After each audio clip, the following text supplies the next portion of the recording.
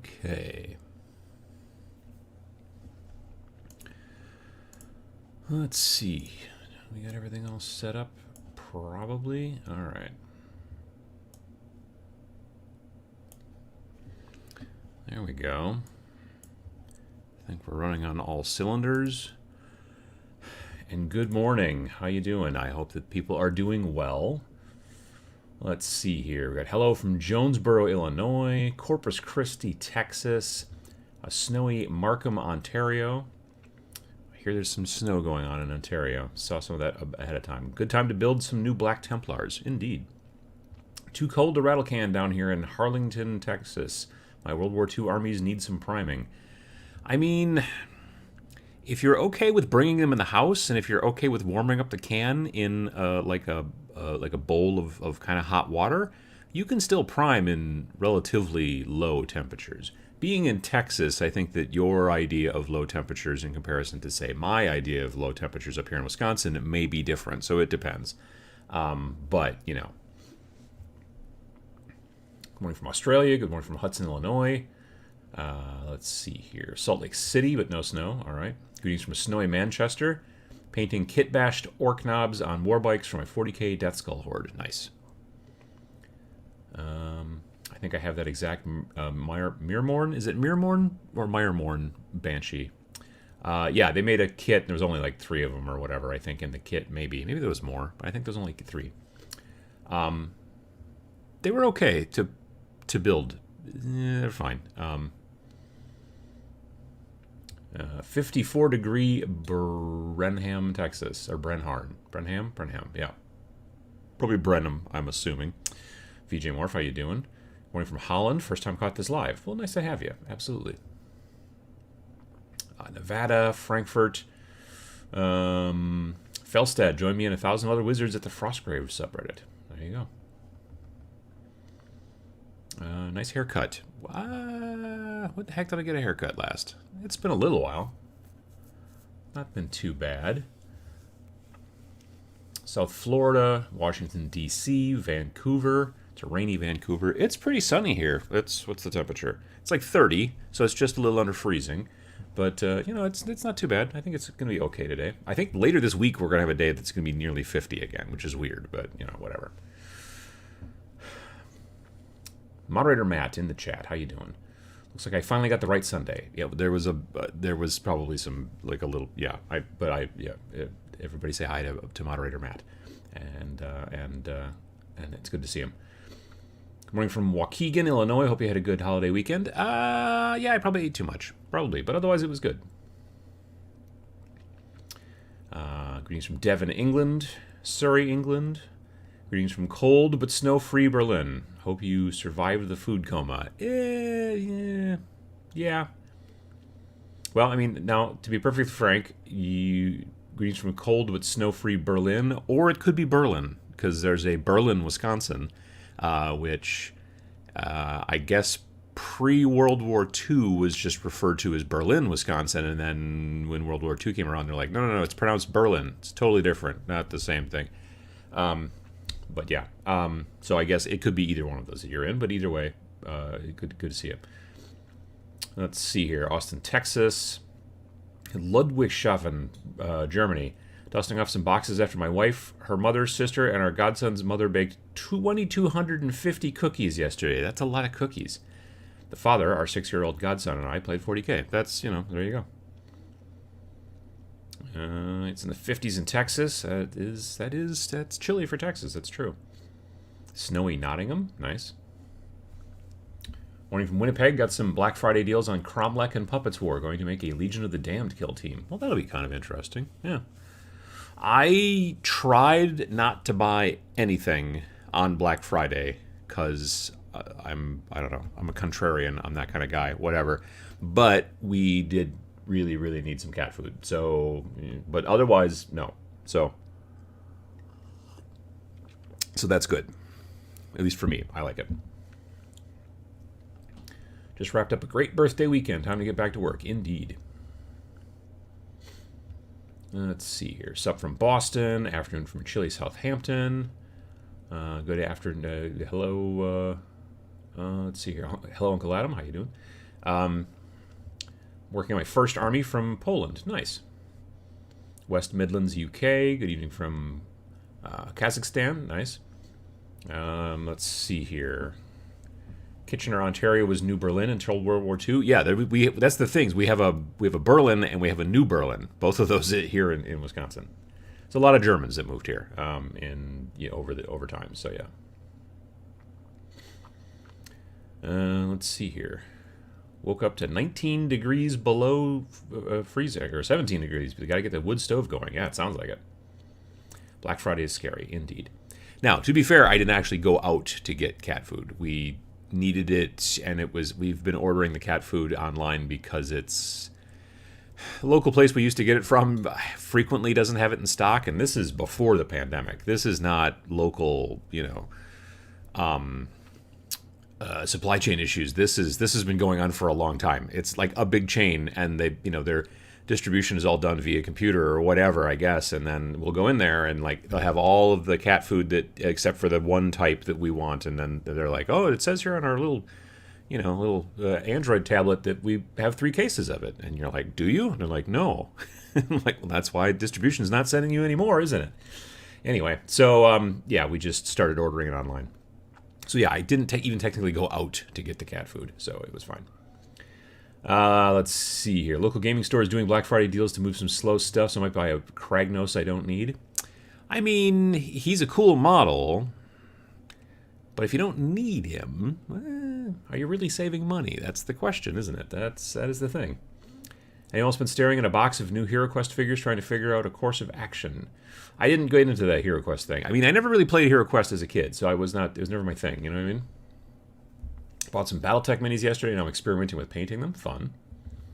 Helps to be broke in order to resist Black Friday deals. Yeah, no, I totally understand that. Yo-ho-ho and a bottle of wash. Nice. Hi from Belgium. First time working on new Skitari. Nice.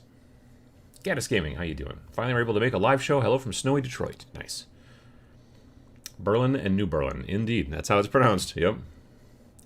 Took the save money by not playing Warhammer to heart and bought the one-page rules games. I really want to mess around with the firefight version of the one-page rules. Like there's Grimdark something. I forget exactly what it's called. Grimdark something. And that's basically their 40k-ish type rules. And then there's Grimdark Firefight, which is kind of it's not kill team particularly exactly, but it is small skirmish as opposed to And so I bought the $5 PDF, which is the slightly fancier version or whatever, and all that kind of stuff. And I actually am supporting them on Patreon now too. Not at the $10 level or whatever. I don't currently need any more STLs in my life. And when they do make stuff that I'm like, oh, that's very cool, I'll go pick it up on my mini factory for now. But I am doing it at I guess they call it Tier 1, which I think is about $5 a month. And it gets lots of access. The most important thing it gets access to in my mind is the army builder. So it's not like Battle Scribe where you're like, oh, I'm taking, a particular army and figuring how to build my army. This army builder is more, this is how you make new units. You know what I mean? This is using the same equations or whatever that they use when they make new, they already publish army lists. If you want Count Says Skitari, you can just go online and download that stuff along with the rules and then go to town. But if you want to make an entire new book for whatever cool models you might have, then that you need to get from the Patreon. So I was like, well, I'll support the Patreon. So there you go.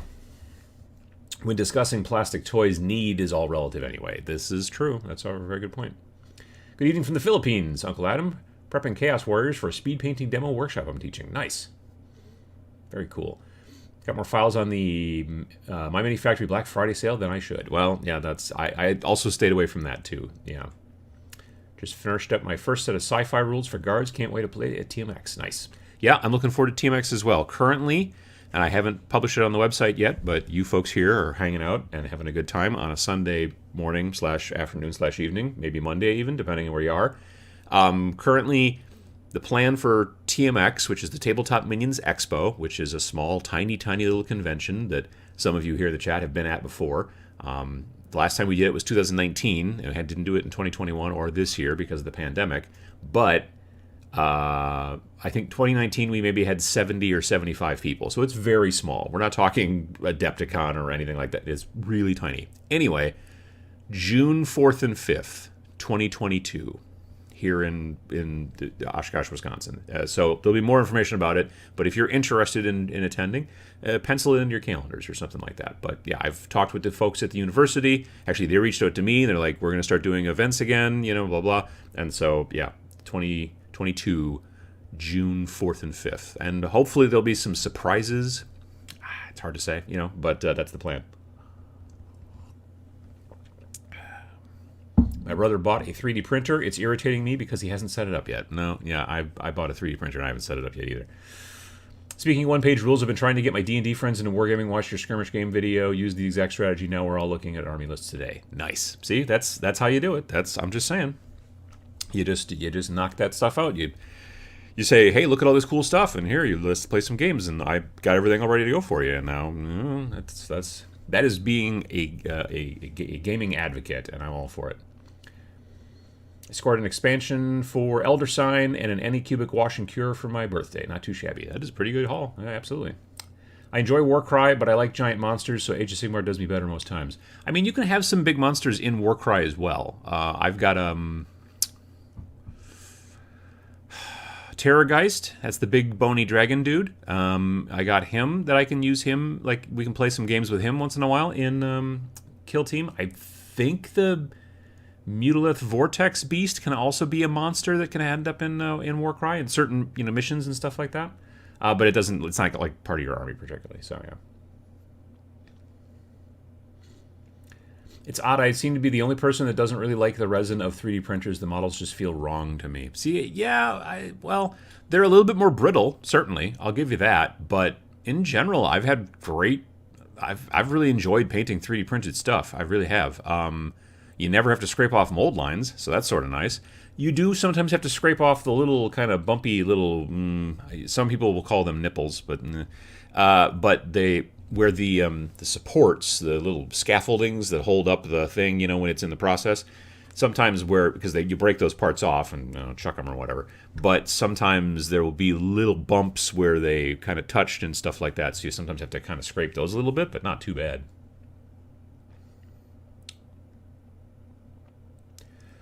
Let's see here. Why are you not all over Gaslands? You seem to like the idea. The cost is minimal after the rulebook, and you don't need a lot to play. I've played it. I would have probably gotten into it more, but then Steve Jackson Games did the Kickstarter and has now actually released Car Wars. I have a nostalgic place in my heart for Car Wars because I played Car Wars all through college.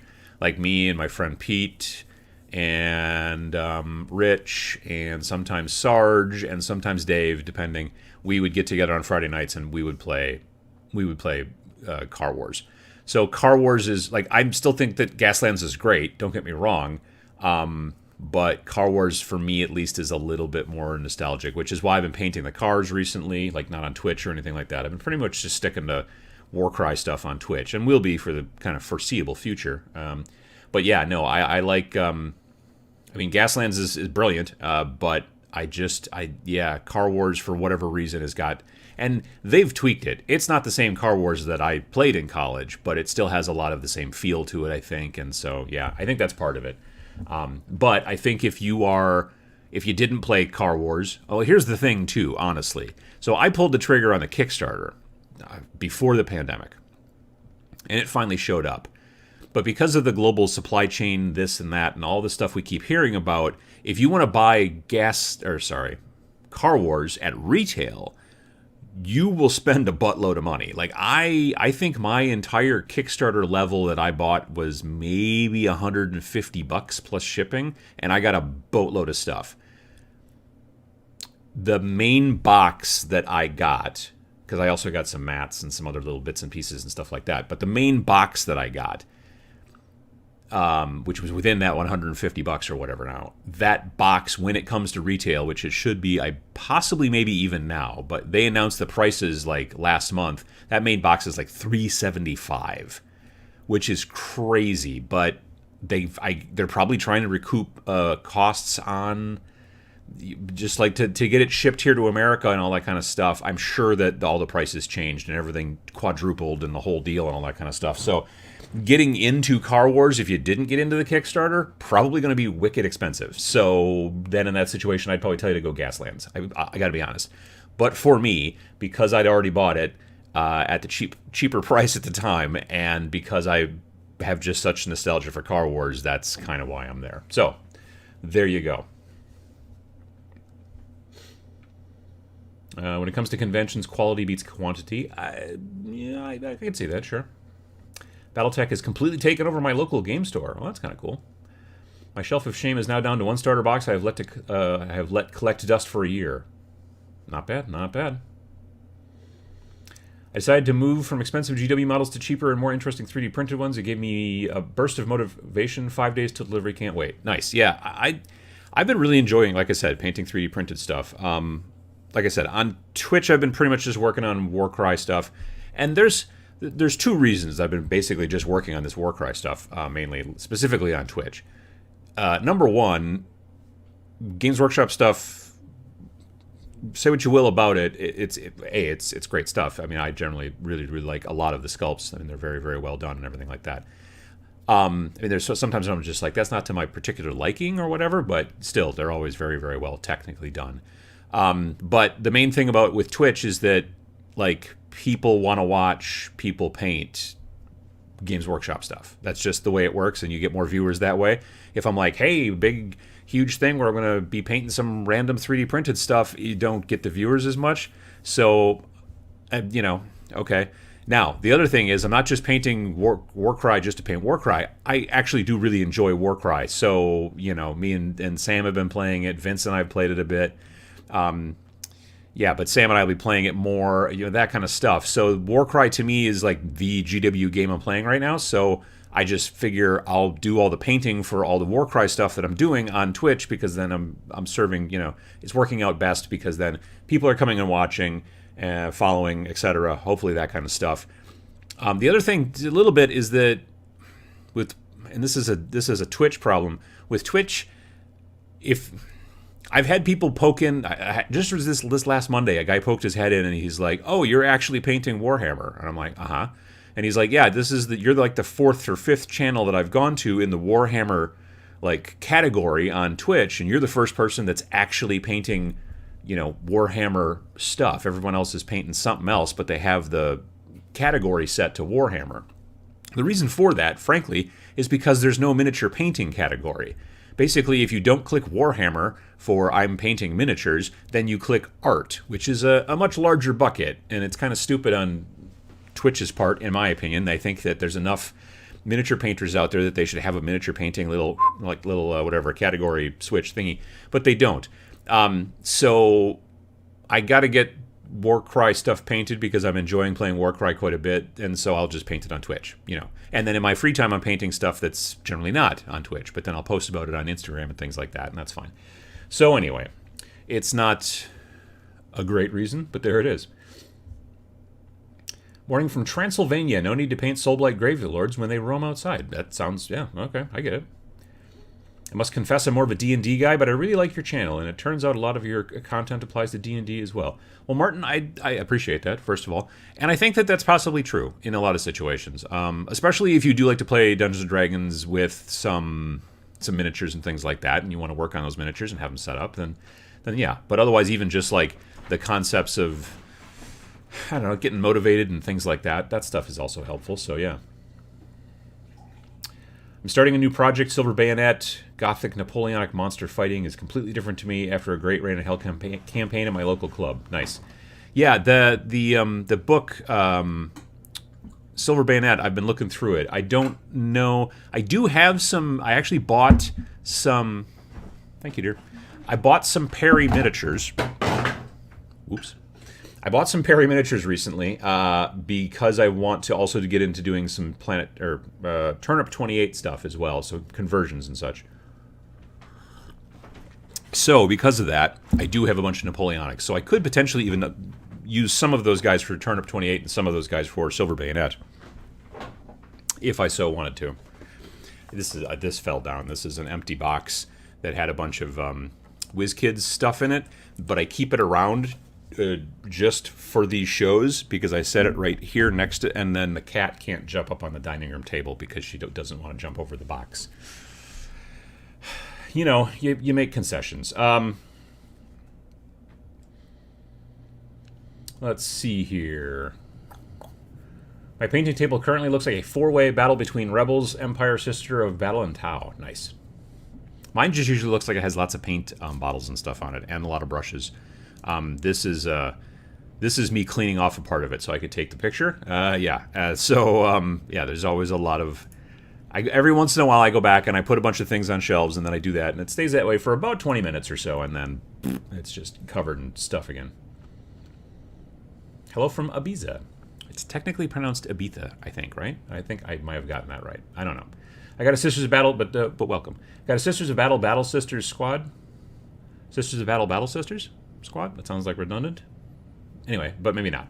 I got a Sisters of Battle Battle Sisters squad for my birthday. That's actually hard to say. How do you feel about painting them with different chapters in the same kill team for the new kill team? You can totally do it if you want to, certainly.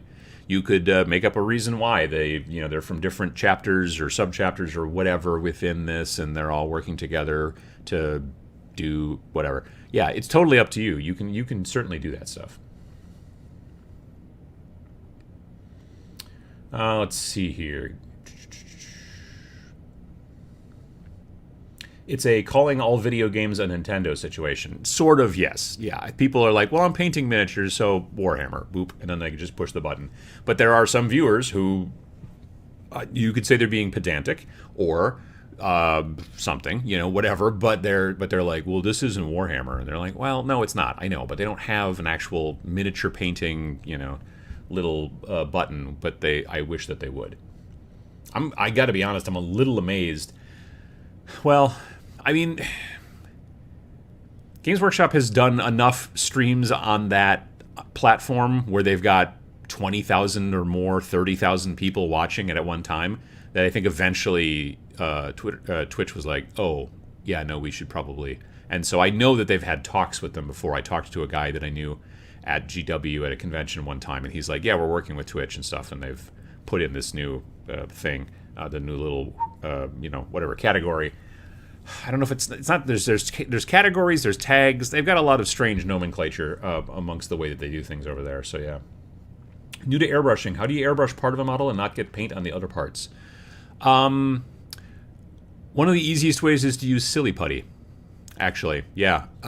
Just go to like the dollar store or whatever. You just get yourself some silly putty and use it to mask off the areas you don't want to get paint on if you were doing that. Now, generally, what I do is I do my airbrushing at the beginning. So let's say,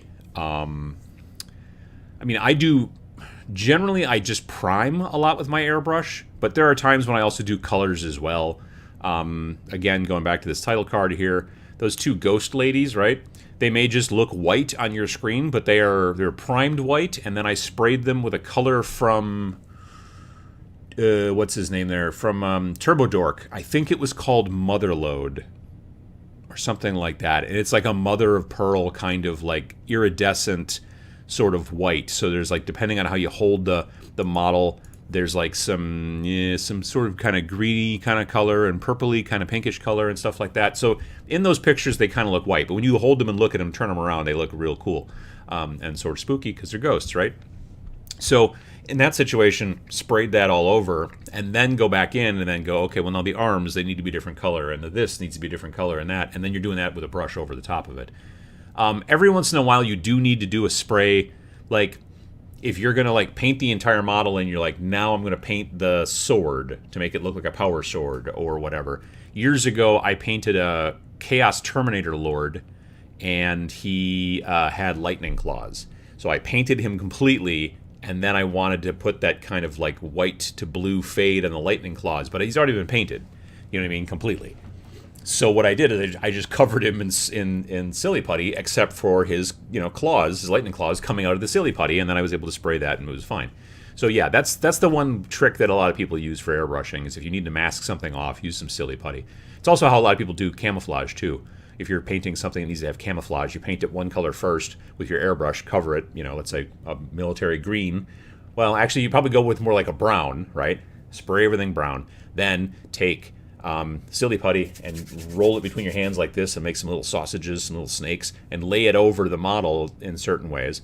And then spray the rest of the model again, but now with a green. And then when you peel away the silly putty, you'll have brown stripes in a mostly green model. It's just another quick way to do that kind of stuff. So, yeah.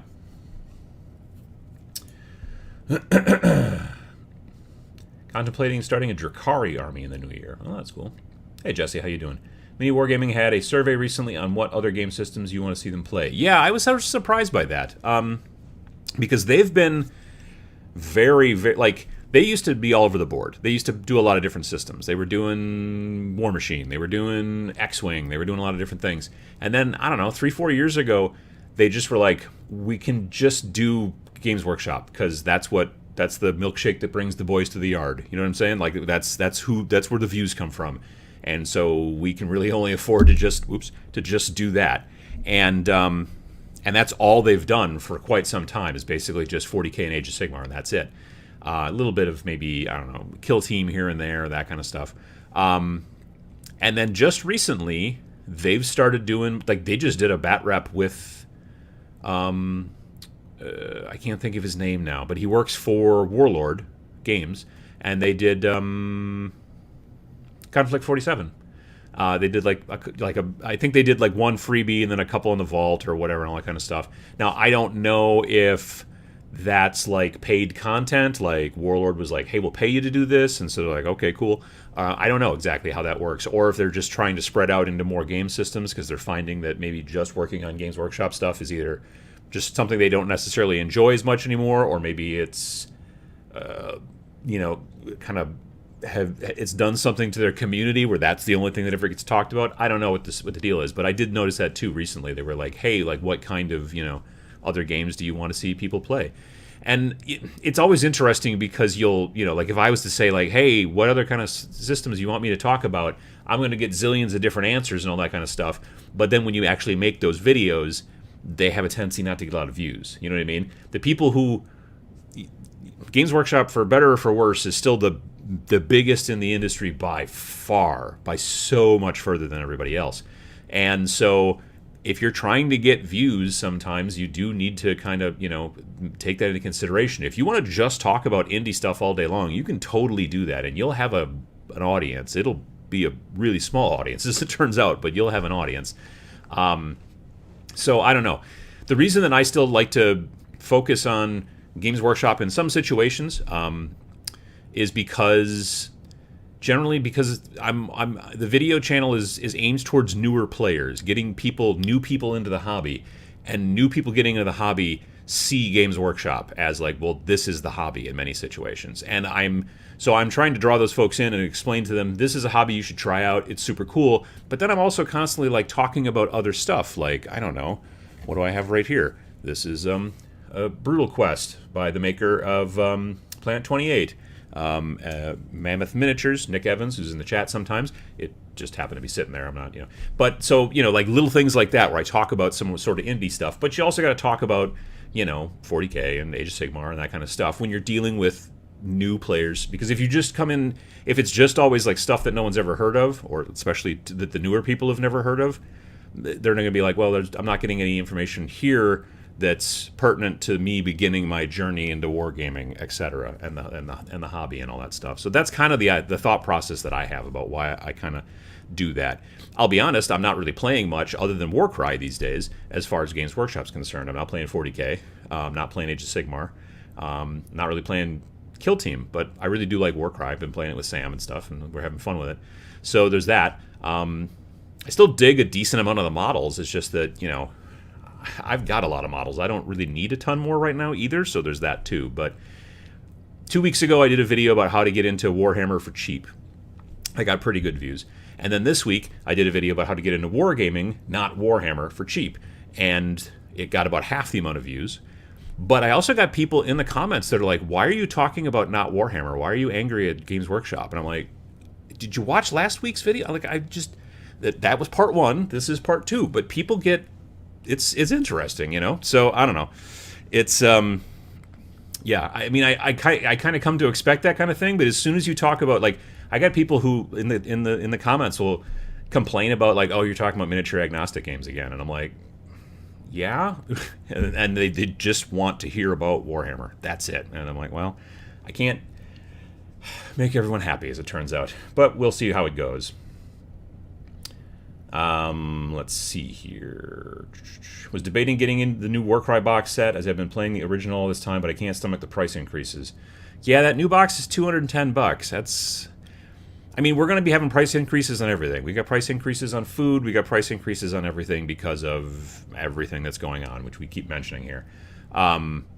So, but yeah, no, it is not a cheap box. I have not pulled the trigger myself. I you know, they didn't send me a copy, and which is fine, you know. And so I was like, well, okay, I'll probably just pick it up. And you know, I don't know what it is. The terrain just doesn't do it for me. I know a ton of people were like, this is super cool terrain, and that's great.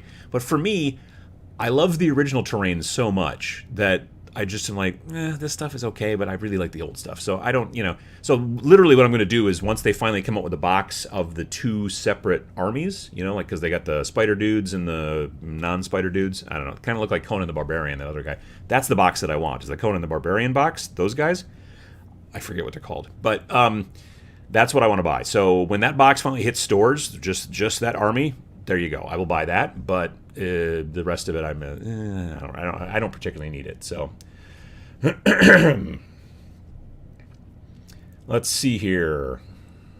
What do you think of the price of the new GW Dragons and Dungeon Bowl? Are they just too pricey? To be honest, I have no idea what the price on Dungeon Bowl is. I did not see that release. I'd heard the dragons are like, what, $150? They're pretty big. You know, but yeah, I don't know. Like, isn't what's that thing from what's the biggest Tau model? Is that not talking about Forge World? I mean, is it the Ghost Keel? Is that what that thing's called? Or the Storm Surge? Or some other name that sounds like it came from G.I. Joe?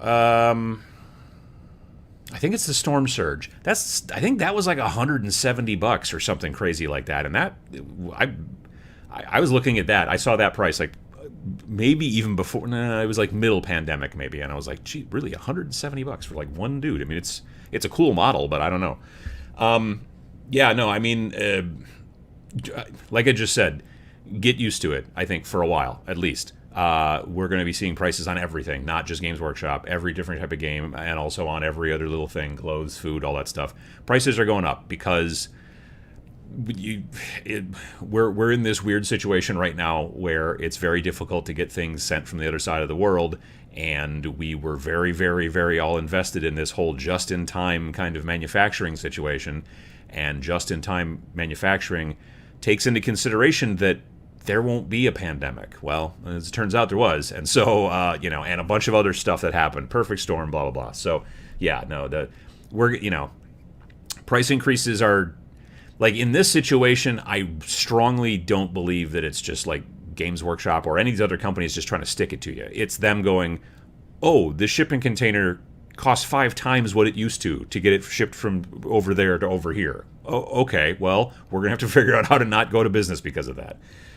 So yeah, that's going to be the thing for a while. Having got my minis mostly sorted for 5 parsecs from home, now rooting through my old D&D and Warhammer Fantasy Battles minis in preparation for 5 Leagues from the Borderlands. Yeah, that's going to be coming out soonish too. That's also from Modiphius, right? I believe so. I mean, it's originally, again, it's still Nordic Weasel Games. Ivan is the one who has been doing all these 5 such and such from the such and such style games, and then Modiphius finally was like, hey, we'll publish the 3rd edition, I believe is what it is, of 5 parsecs from home, and then now 5 Leagues from the Borderlands. There's a post-apocalyptic one as well, but I don't know if Modiphius is going to hop on that. But yeah, no, it's cool to see that to going on, because again, it's also like 5 parsecs, 5 leagues. All those games are kind of designed like from the get, aimed towards solo and co-op, And I think that's you're going to see a lot of that because I think it's becoming just generally popular because it's a lot of reasons. Let's see here. Warcry is a much better set than Catacombs for the same price. Both are expensive. Yeah. I like Warhammer, but really want to hear about other games. And that's the thing, is there are plenty of folks that are also like, hey, we were just talking about this recently. Who was I talking about this with? I forget who. We were talking about it on Twitch? I don't know. There's a vocal minority. Like when a couple, I don't know, months ago did a Sunday show where I was like, hey, looking for new topics and stuff like that. There were tons of people and they were like, oh, let's talk about this, let's talk about that. Like a lot of different games, Battletech and this and that and indie stuff and all that kind of jazz. But I think it was on Twitter. But then, but the people who are like, I just want to see Warhammer stuff, they don't go, yeah, I want to see Warhammer stuff, because they just are like assuming that that's what's going to happen and you're going to just see it. And so they're not really reaching out about it. It's the people who are like, I would like to, you know what I mean? Like that's what the concept of the vocal minority kind of does. And it's nothing wrong with being a vocal minority. It's just, if you look at just those things, you assume, well, this is what everybody wants to see, and then you make videos about it, and then the people don't watch it, and you're like, well, then what's going on? And it's because of that, which is fine. Again, like I said, I'm going to keep doing what I'm doing, but I'm always going to be mentioning and talking about kind of indie stuff because I've had a lot of people ask, where did you find out about that? I've never even heard about that, which is part of what Friday's video was about, is talking about like these different types of games and where you can go look for them and things like that. I'm a big proponent of wargamevault.com because there's tons and tons of interesting games that you can get there. You can get them electronically, so there's no shipping and manufacturing involved and all that kind of jazz, and so they're pretty inexpensive, and you can get them instantly. And if you want to print them, you can print them. That's fine too. But so yeah, I'm going to always talk about indie stuff, but I can't necessarily just focus on it. But we'll see. Maybe things will change. It's hard to say. Let's not forget 40K players are also okay/proud with spending huge amounts of money. It's a game of pushing piles of cash up and down the table. Yeah, I mean, that can be the case, certainly. I mean, that's when you see giant battles of a lot of like Forge World stuff, like big, Warhound Titans and stuff like that and whatever, or, that kind of Warlord Titans, War Daddy Titans, whatever. Yeah, that's a lot of like, hey, look, I got this, and I'm pushing it and stuff, and they're very cool. I mean, especially if you've spent like the very frequently hundreds of hours to paint them. I mean, that one that I don't know that they weren't the only people that worked on it, but I know Sam and Vince both worked on a big, huge Warlord Titan for charity through Nova, the Nova Charitable Foundation, from the Nova Open out in DC, 2017, 2018, somewhere in there. And they worked with other people too, but I know they both also worked on it, and it was gorgeous. I mean, it was a spectacular. It's like 2.5 feet tall. It's a monstrous model. Like just to buy the parts for it is like a couple grand, but it's very, very cool. I don't know what I would ever do with one. There's that, but there are people out there who are like, yep, this is for me. But yeah, I generally like to play smaller. Let's just say that. So yeah. Let's see here. Wrath of Kings was massive blowout on miniature market, worth the time. Wrath of Kings. Oh, the old Cool Mini or not. Cool models. I like the game. If you can convince your friends to play it, it's not necessarily a skirmish game. It's like a very small army game. So you're still going to be maybe pushing around 20 to 30 models, maybe a little bit more, if I remember correctly. But cool models, though. A lot of folks have been using some of the house. There's two of the houses in that, two of the factions in that game that people have been using for demons for Reign in Hell that I've been seeing online, and I can't think of their names off the top of my head. But anyway, yeah. So that's also a possibility too.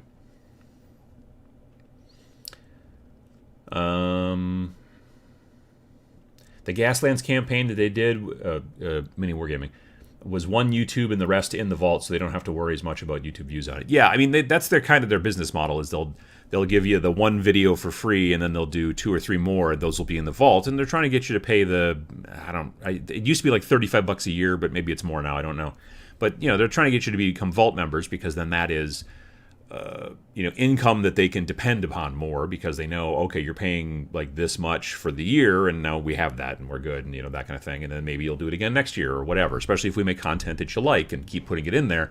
So if you're into that kind of stuff, that's kind of the way they do it. But a lot of their business model is run off of their vault memberships, which totally makes sense. So yeah. Could you use something like like tinfoil to cover the model when airbrushing instead of using silly putty? Just worried the putty will stick and not come off. The putty amazingly does not stick to models. This is, it sticks well enough to keep the paint off of it, but it won't. It somehow. If you use a lot of dusting on of pigments, it will very probably lift the pigments. But paint, it doesn't ever seem to take off. Now, if you were to leave it on there for months, you know what I mean? Like you wrap the thing to mask it with the silly putty, and then you got a phone call because your phone is still attached to the wall upstairs, so you had to run. I don't know. I'm assuming you're living in the past then, but maybe not. Anyway, and then you forgot about it for 3 months, and you come back downstairs, and you're like, oh, to be fair, actually, if you did that, very probably the silly putty would actually slowly run off of the model, because silly putty is just basically a liquid. It's just a really slow liquid, and yeah, if you take a ball of silly putty and you roll it as perfect as you can, and you set it down on the table, and you come back like 2 hours later, it'll be like, it flattens out real fast. So yeah, you don't really have to worry about it taking off paint. I've never had a problem with that. I've also used poster putty as well, which is designed to be sticky. It's supposed to stick to the wall and keep your posters on the wall, right? But it doesn't seem to ever take off paint. I mean, that would suck if it took paint off your wall all the time, I guess. But yeah, no, I've never had that issue with either of them. Tinfoil's going to be real hard to get it to meet the surface tight enough to make sure that you're not getting paint underneath it. So, I mean, you could give it a try, but I don't know how well it would work. It would be the edges that I would worry about with tinfoil. Let's see here. Where were we? Warcry is a much better set than Catacomb. Oh, I read that one. How did I get back here? Oh, because I scrolled up a bit, didn't I? I, for one, am thankful for hearing about other systems. It got me to look at other games, and I just finished building the starter box for Kings of War. Nice. New Warcry Red Harvest is pretty sweet. I'm loving it. Yeah, I mean, again, I don't think there's anything wrong with it. It's just my personal aesthetic. I was just like, I don't know that I like the look of the terrain. And it's honestly probably because I love the look of the original terrain so much. So yeah, I really actually want to just paint an entire another set of that terrain because it's super cool. Anyway, but yeah, the models I think are pretty neat. And if the spider guys are fine. I really want the Conan guys, so I'm more likely to buy those. Loving mini agnostic systems, as am I. So excited to use my Descent 2nd edition stuff for Rain and Hell in 5 parsecs. Nice. I bought Star Wars Legion yesterday, but I'm not sure if I'm going to keep it. Is the game worthy? I know a lot of people really enjoy it. I have an 800-point Imperial list built and painted, except I think for like one medical droid that needs a little bit of work, and then he's done. But otherwise, they're all finished. But that being said, and I've been working on terrain as well, but I have still not really gotten... I've gotten some demo games in the past, but with my actual army, I have not yet gotten a game. Partially, it was because it was like I was just about to finish that medical droid in, let's say it was about March of 2020, and then some stuff happened, and so there wasn't a lot of gaming going on. They are starting, the Star Wars Legion group in my local area is starting to kind of poke their head out and build a little bit again. But a lot of them are also playing, which I think is a weird vertical move or whatever, or horizontal move. Anyway, some of the folks that were getting really into Legion are now also getting into Marvel Lunchtime Rainbow, whatever, the Marvel Crisis Protocol game. And so I've been seeing that more at my local shop than Legion, but I do see people, I think that Legion is, at least in my local area, is going to be coming back, but they're also changing some of the rules and stuff like that. I know Atomic Mass is like tweaking a bunch of things, and I know there's been some complaints about that. So I don't know. I would check with if there's people playing it locally, you might want to ask their opinion and see what they think. If there's nobody playing it locally, then you've got a bit of an uphill battle. You're going to probably have to build and paint 2 forces if you want to try to get people to sit down and play with you. That's kind of the way it works with that kind of stuff. I don't really play Games Workshop games anymore, but I still watch your channel because of the all-round content. I appreciate that. Yeah, and like I said, I don't want to be like I'm not the type of channel who's like, okay, here's the new releases from Games Workshop and here's the new stuff all the time and all that kind of jazz. It's just not my kind of thing. Nothing wrong with it. But I am still gonna, I'm still painting their stuff on Twitch. A, because I got to get it painted anyway, so I might as well do it on Twitch. Why not? And B, I just, I don't know. Their stuff is still very important to the industry, especially if you're talking about newer players. So that's why that happens. I like finding out about new games and watching how-to plays. That's one of the fun parts of the hobby for me, discovering new things. Yeah. That is good to hear. Let's see here. Local game store had a big everything sale. Picked up Red Harvest yesterday, and that's what I'm working on today. Not bad. Red Harvest terrain is super cool. Looks great. I have no use for it, and imagine it'll be a pain to play on, so I didn't buy it. I wanted cobwebby dungeon terrain. Yeah, I think it's the little I think it's the like conveyor belty bits of it that I just was like, I don't know. I really like the stone buildings with the wood platforms and stuff like that from the original box, and so that's why I think that that's why I loved painting them and the little bell tower thing and all that stuff. So yeah, definitely. Question: do you like the new Black Templar guys? I mean, they're good sculpts. I'm glad that they're finally giving some love to the Black Templars. I'm glad that they finally came out with a new updated 2021 upgrade box.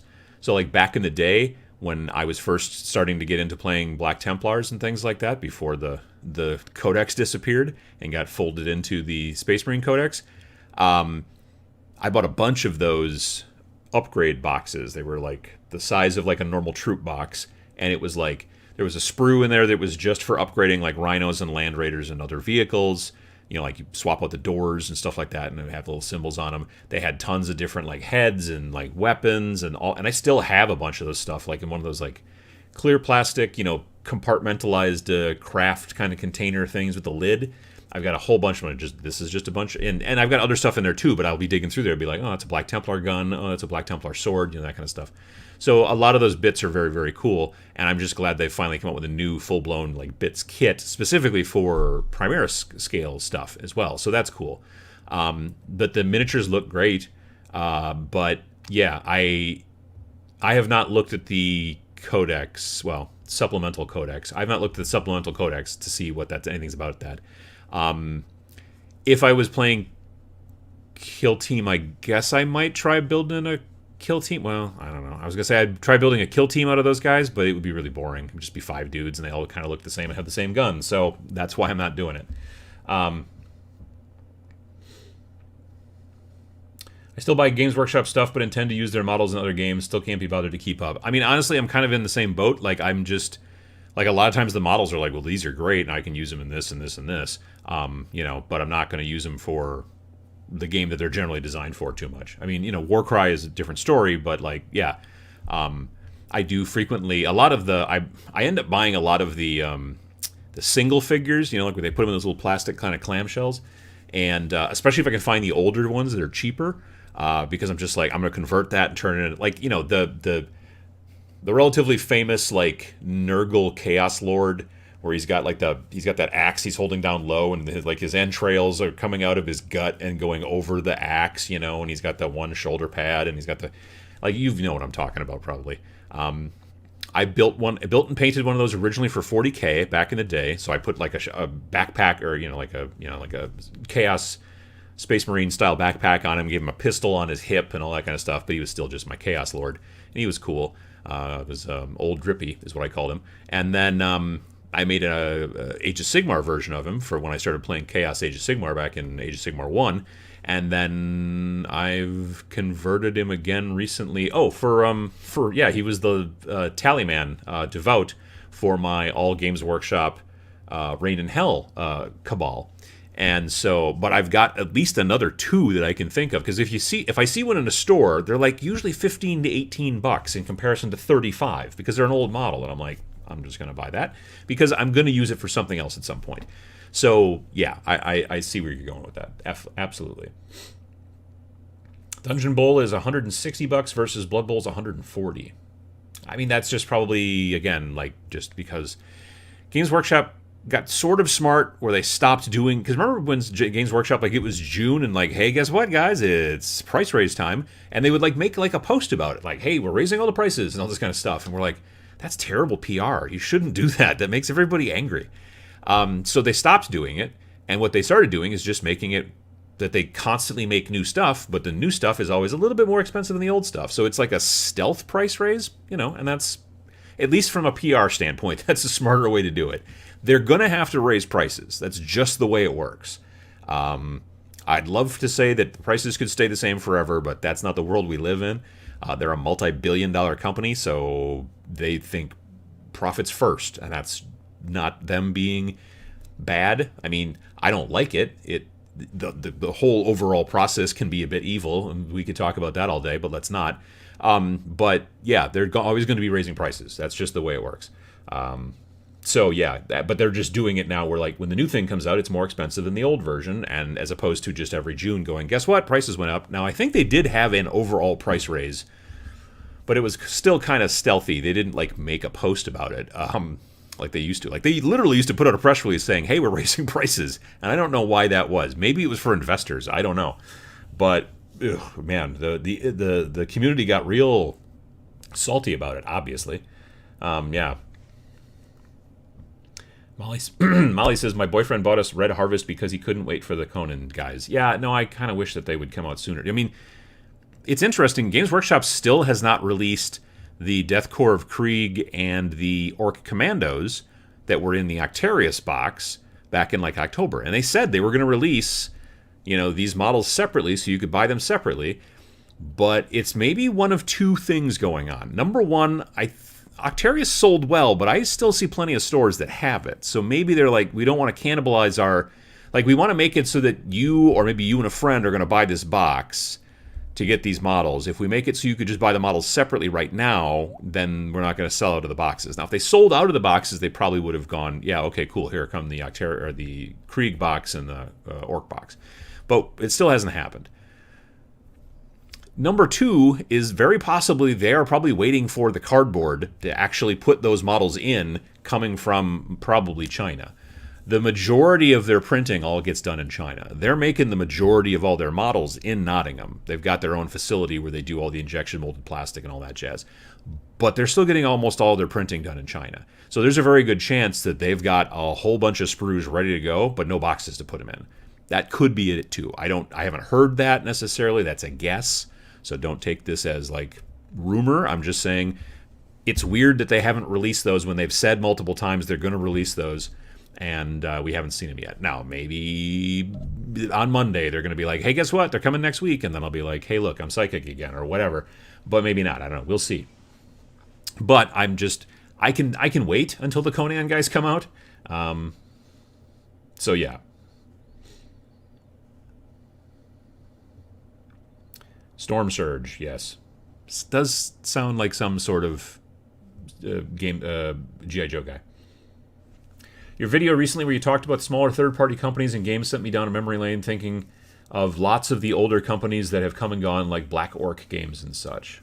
That name sounds familiar, but I don't remember what they made. But yeah, no, I mean, it's a volatile industry too, especially on the lower end. Like small companies start up, and then it's difficult to. I mean, a lot of companies went out of business, obviously, over the course of the pandemic. That's just a thing that's happened. A lot of stores closed too. But yeah. I still have GW models I bought in the 90s out of FOMO still waiting to be built and painted, so let that be a lesson. No, it's very true. DJ Todd P. Harris, how you doing? I like to watch Ash Barker's channel. I do too. He tends to cover all facets of gaming, including GW and indie games. Yeah, no, that's why I mentioned him in Friday's video. I mentioned his channel because it's a good place to go, especially for indie games. If you're like, I'm interested to see how this indie game plays, there's a very good chance, not always, but there's a good chance that he's done a bad rep.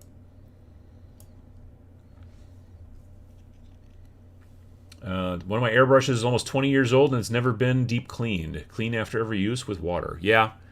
No, I definitely clean your airbrush after every use. Yep. That's very important. What are your opinions on errata? Mistakes get made, and so you got to be able to fix them. I don't have. I think it's. I mean, if you didn't do it, that would sort of suck. If you just had a bunch of mistakes in your book and you were like, well, like make a PDF at least. Put in a little bit of effort. I mean, we did like a errata / FAQ thing for our game, Vince and I, and so yeah, you got to do it. It's sometimes you just can't catch everything. Now, if you're a multi-billion-dollar company, you should catch more than say me and Vince, who are sitting in our basements working on a game. But still, again, things happen. So yeah, I'm all for you got to be able to put that stuff out there.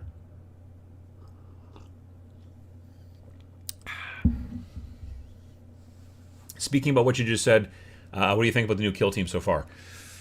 The game itself, the actual rules, the game loop, is fine. But that's literally, in my opinion, because they just took Warcry and added more stuff to it. Now, I would have preferred them to add not quite as much stuff. I think that Kill Team, in my opinion, is a little too dense. Like, there's just so many stratagems and so many like pieces of equipment and a lot of stuff like that. And it's partially my opinion. I'm looking for things to be just a touch simpler these days, if I could. You know what I mean? So I kind of have been my personal opinion. But if you like all that stuff and the extra crunch, that's great. That all being said, it seems like they spent most of their development time on trying to add more and more and more stuff on top of Warcry to make Kill Team, and then when it was time to make the compendium, they just sort of copied and pasted a lot. So I don't like the compendium. I mean, just playing with the two forces that came in the Octarius box, the Krieg and the Orc Commandos, that's a pretty fun game, honestly. That's a decent time. But I look at that compendium and there's nothing in there I want to build because it's just all like, oh, Space Marine dudes, get 5 of them. They're all the same. That's it. And look at these guys. Well, you can take 2 of. You can take either Immortals and Death Marks, or you could take Immortals and Warriors. And I'm like, yeah, but what if I want like an Immortal who's the boss and some Warriors and some Flayed ones and 1 Death Mark? They're like, no, that's not a thing. I'm like, that's interesting because I used to be able to run that in the old version. Well, they've just decided, no, you should just only ever run 2 of anything unless you're Space Marine and you get to run 1 of something. And that's, for me, that's not interesting. So, yeah, so that's where I'm at with it. Like I said, I think it's a decent game system. I just wish that again, I've said this a zillion times, if the compendium was a free download, cool. I would have been way better with it. You know what I mean? But not for $50. I'm in the buy other companies' models and play other companies' games. I played some 9th 40K recently, and it's just not fun for me. I feel as if 9th edition, again, suffers from a little bit of the same problem with that Kill Team does, where they just basically, like, 8th was a pretty good system. I was of the personal, like, I'm just not super into army games anymore, but the games of 8th I played, I thought this is a pretty good system. I like what they're doing here. I just don't want to push around that many models anymore. So when 9th came out, they're like, hey, Combat Patrol's back. I'm like, cool. But then the rules were just so dense, and there's so much and so many stratagems and tactic cards and all this extra stuff, and I'm just like, that's just, I don't know. It's just not my cup of tea anymore, so that's why I haven't been playing it. And it's, again, even more than the fact that of like all the extra stuff that's involved, for me, I'm just not playing any army games. Like I kind of want to play Turnip 28 eventually, but you're still pushing around between 20 and 30 models per side, maybe a little bit less. You can get away with a little bit less, but so it's like real big skirmish or real small army, and even that, I kind of wish that Turnip 28 had a version of the game that was like really skirmish. It's 5-on-4, well, maybe, but even like no more than 10 models per side. Like if that was Turnip 28, it would be perfect in my opinion. But I am willing to try. It'll be a long-term project because I'm going to have to build, again, both sides, so it's going to take some time. And I'm probably not going to work on them on Twitch. So I'll work on them offline. So that can sometimes be faster, sometimes be slower. It depends. I mean, just sitting and painting on Twitch is slower than me just sitting and painting because I'm talking to chat, reading chat, this and that, and kind of, all that kind of stuff, which is the whole point of being there, which is fine. But when you look at it like a model that I've been working on Twitch, you're like, man, this is taking you a really long time. I'm like, well, if I was just sitting here listening to headphones, my podcast or my audiobook and just painting, it would take me less time. But I'm here to answer questions. Like, that's the whole point of being on Twitch, is the chat part. If it was just me sitting there painting, not talking to people, no one would care, which I totally understand. Had my first go at painting this week, starting with some army men. See, that's a good idea. Wondering what's a good brush size to base painting minis. Well, I would tell you to go bigger than you think you need to.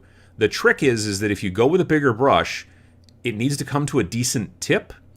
But if it comes to a decent tip, like when you see people painting and they're always using super tiny little brushes, it takes them forever to paint because they constantly have to be like, back to the paint, because the brush can't hold much.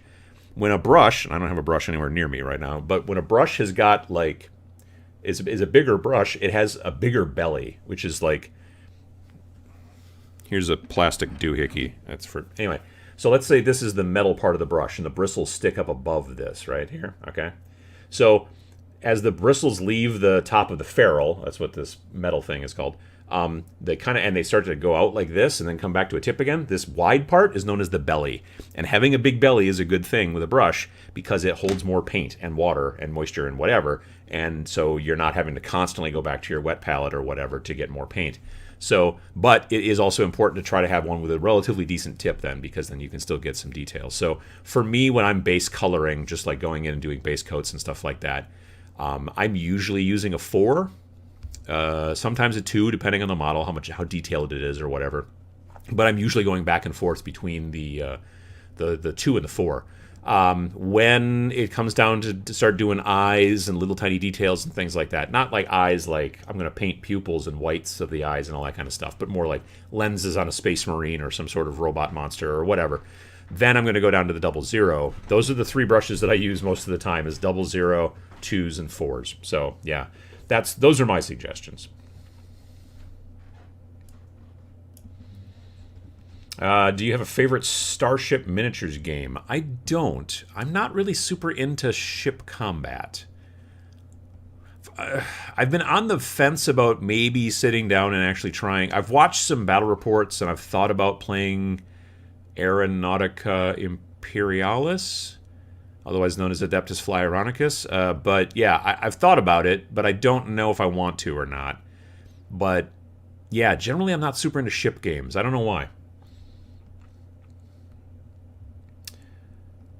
Let's see. My childhood friends just got back into 40K, and we're going to play 3rd edition next week. We agreed that 9th edition isn't really worth getting into. I mean, that's the thing that's cool about tabletop gaming, is you can just be like, I don't need to play the most recent version. As long as we're all on the same page, we'll go back and play a version. We got all the books. We liked what was going on in this particular edition. Made us happy. It fit our particular lifestyles or whatever the deal was, and you can do that with very frequently like video games and stuff like that. If it's a multiplayer game and the server updates to the newest version, you very frequently can't play the old version you like better. You know what I mean? Generally, it seems like for the most part, video games have a tendency to improve as they add patches and updates and things like that. I mean, I have not yet purchased Battlefield 2042. I've been watching a bunch of it on like Twitch and YouTube here and there, and like it's gone in the background sometimes, or sometimes late at night I'll watch some YouTube before going to bed. But yeah, I mean, like they've started trying to fix issues and things like that, which is good. But sometimes they do make like a major update to, like, let's say a weapon type or something like that, or a major update to whatever. And if you liked playing the old way and now they've fixed it and it's not to your liking, there's not much you can do about that. Whereas with tabletop games, you can just be like, you want to play the old version of this game? Yep, cool. Like I said before, a friend of mine and I, we still, when we get together, which is not as frequently as we would like, but when we get together and we play the old original version of Star Wars X-Wing. We just don't play the new version or the even newer version that I think that they've come out with since or whatever. So yeah, and that's fine by us. As long as we're on the same page, it's cool. Favorite Starship miniatures game, I guess, would actually then in that situation probably be Star Wars X-Wing. But again, we haven't played it since before the pandemic.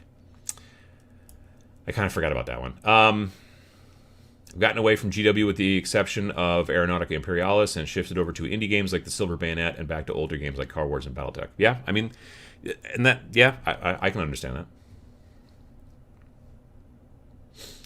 Unfortunately, the older stuff I can afford, the new stuff I really can't, so I tend to look at alternative models now. Yeah, I mean, and there's so many things, especially if you either got a 3D printer, or you got a friend with a 3D printer, or you find somebody on Etsy who will do the 3D printing for you, and you've been happy working with them, you know, you've built up some sort of thing. If you don't have a friend with a 3D printer and you don't have any interest to get yourself a 3D printer, again, go look at Etsy. There are plenty of folks out there who are printing stuff and selling it, and if you say, hey, what if I sent you an STL file, which is the file that makes it the little model, and well, how much would it cost for you to just print this and then mail it to me? And you find yourself somebody that works well with you or whatever. Maybe they're closest to you, so the shipping's not so bad. Like if you're in Europe and they're in Europe, then it's easier. Versus if you're sending, getting stuff printed in the United States or Canada and shipped over to Europe, that's going to be expensive. But once you find that person or whatever on Etsy, you can get things printed and you can find.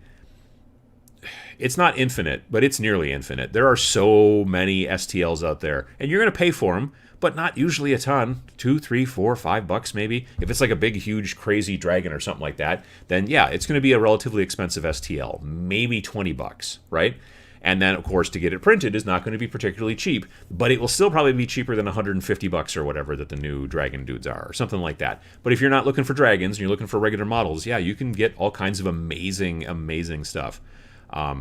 So yeah, my FLGS has at least 2 to 3 Octarius boxes. Yeah, I think my local has got at least 2 to 3. I think that yeah. I started 40K in 2nd edition, then stopped in 6th and came back for 8th, and I hate 9th. Well, that's, yeah, I mean, there's squirrels on the bird feeder again. Get out of here. Window's closed. He can't hear me. It might be a girl. I have no idea.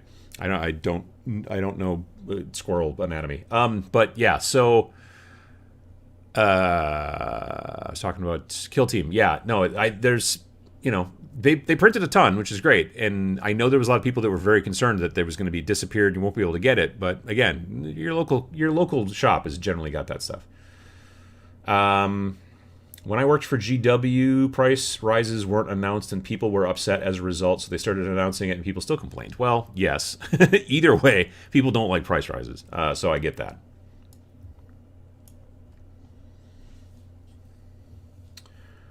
Let's see here. I have a big belly. I should paint better. Same. So you're right. Yeah. Big up to the turnip. All hail the root, indeed. Hanging on... AMG releasing a Star Wars version of it. AMG Atomic Mass Games. Right. Yeah. Hanging on Atomic Mass Games releasing a Star Wars version of MCP and the skirmish version of Blood and Plunder. Huh. Star Wars version of the Marvel game. Well, I mean, the scale will be all squirrely because it'd be probably closer to 40mm again. Yeah, I don't know. I would love them just to make an actual skirmish version of Star Wars Legion. Like, basically like Kill Team, but for Star Wars. Like, they've already got the models out there, so again, they could just come out with they could release like a free PDF, like they did, because they were like, hey, we're releasing a skirmish version of Star Wars Legion, and I was like, yes, this is what I want. Exactly.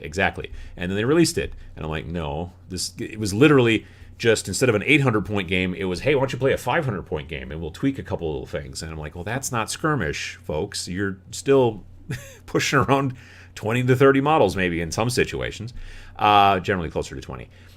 So, yeah, not a skirmish game in my mind. So I wish that they would release a real skirmish game that was maybe something you could play with the models you already have, and you could push around, 10 or less models. And, like, this Stormtrooper and this Stormtrooper could go away from each other, as opposed to always constantly having to, like, kind of follow each other around and stay in coherency. I would like to see games like that. That's what I'd like to see. Now, admittedly, I could take Star Breach. I could take one-page rules. I mean, there's plenty of games I could also use that would be able. Whoops, I keep hitting the mic. That would also use that same. I could just use those models and put them in those games, certainly. But I think it would be cooler. It would help, I think, overall people get used to the idea of skirmish game when big companies like AMG in the situation go, okay, cool, we're going to make a skirmish version. And again, I understand that a lot of people are going to be like, well, I would play the skirmish version of this game, but then I want these guys, and these guys, which means I have to buy 3 boxes, and but it's still probably less than if you had to buy all the boxes to, So yeah, I don't know. It'll be interesting. 20 to 30 models is about the best size for an army for me, at least for me. I prefer smaller warbands. I just really do. 10 or less, 15 or less is ideal. 10 or less is even better. But yeah, I mean, if it has to be an army game, I don't want to go more than 30 models. And even then, because if I just saying that, I know that Vince is somewhere going, you can play the Bone Daddies for an entire 2,000 point army or whatever for probably less than 30 models. I don't know. He's been trying to get me to build Age of Sigmar OCR Bone Reapers because I got those 2 bags of like 20 Bone Reapers, the Mortek Guard in each bag. Picked them up at this convention about a month ago, and I got a super good deal on them. And I'm going to use a bunch of them as part of my next Warcry army, the one I'm going to start painting on Monday on Twitch. Button. So yeah, Monday night at 7 p.m. I'm going to start working on the Mortek Guard. And so it's like, I don't know, it's maybe 8 or 9 Mortek Guard and then 2 other models. One of them is called the something or other Bone Shaper, and he's kind of like doing this, like that. And he's shaping bone, I'm assuming. He's standing on a giant skull. And when I say a giant skull, I don't mean just a big skull, but I think it's probably the skull of a giant, which is also big. And then the other guy is, I think, called a something or other Immortal or Stalker. I don't remember exactly. But he's a big guy. He's got 4 faces on each side of his head or whatever. And he's got 2 giant honking swords. And so it's like the Bone Shaper guy, the giant honking sword guy, and then everybody else is like regular Mortek Guard.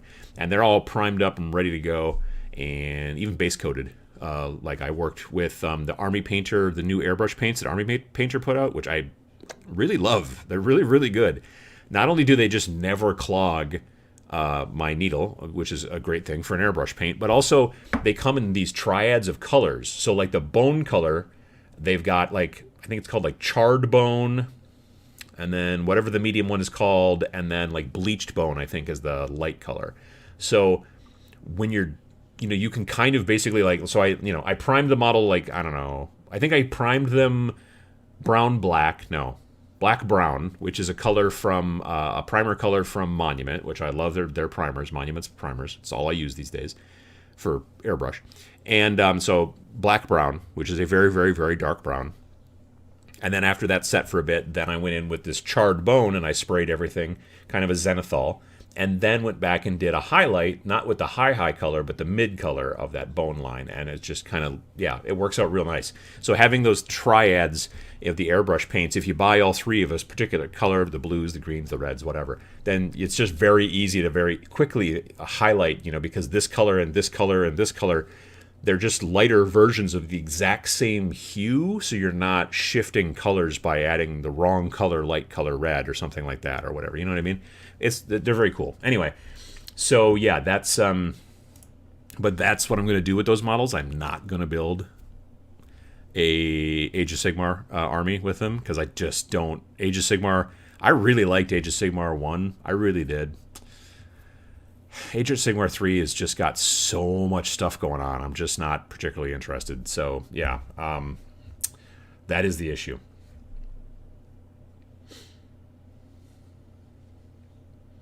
Numbers for brush sizes are really only relative to that brand and a series of brushes. So 4 in one might be a 2 in the other. Yeah, to some degree. Yeah, that's true as well. Those who brought up the spaceship topic, I'm oddly just into ship-based things for the most part. And that's cool. I mean, like, yeah, I mean, like, I remember when we played Car Wars, it was like, at the time, I'm like, I don't know why I'd ever want to do anything other than car games. These are awesome. Well, there's not a lot of car games out there, as it turns out. But, and then I eventually was, like, my mind changed somewhat. And so that's a thing. But yeah, you can definitely be like, I only want to play spaceship games, or I only want to play tank games. There's plenty of folks out there that like to do that kind of thing too. So yeah, it's that's again one of the great things of the hobby is that you got options for everybody.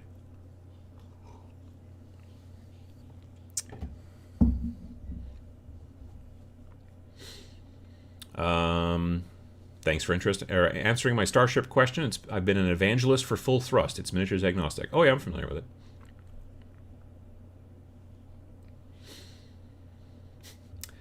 Thank you, Adam. My 3-week-old daughter has been fussing all morning. 5 minutes listening to you as she relaxed and went to sleep. Thank you. Well, A, you're welcome. I'm glad to help. And B, I think I put people asleep more often than not. So, there you go. Monument Hobbies dropped me a comment the other day saying that they are inking a deal with a local stockist in Australia. So keen to get some of their products, specifically a certain brush set. Nice. That's a good point. Yeah, no, I know that they're starting to spread out into more places, and Canada and Europe and UK and now Australia, which sounds great. Definitely. Pick up anything on Steam's autumn sale? I didn't. I got an email from Steam saying, hey, some stuff on your wish list is on sale. And I was like, I have a wish list? And then I looked at it and I'm like, oh yeah, I think I remember clicking on some of these things. Yeah, I haven't bought anything yet. No. If you play with Sons of Bahamut, you only have 4 models. Yeah, but they're like each like $150 or something like that, aren't they? They're crazy expensive. I think that they are. I don't know. I haven't looked at them. I mean, seriously, I haven't looked at them. I've seen them at the store, but I haven't looked at them and gone, Vince did some really nice conversions with his giants and made them look super cool. Starting my cemetery terrain board. I have that kit, and I've just had it for years, but I've never built it. But recently I was at a convention. I was at Holy Havoc in Northern Illinois 3 weeks ago or whatever it was. And I really, one of the boards had a bunch of that terrain on it, and it had put it together in a really interesting way. And I was like, ooh. And I took some pictures with my phone so I could remember it for inspiration. Not because I'm going to copy it, but because I'm going to become inspired by it is what it is. But it was kind of cool. Yeah, I liked it.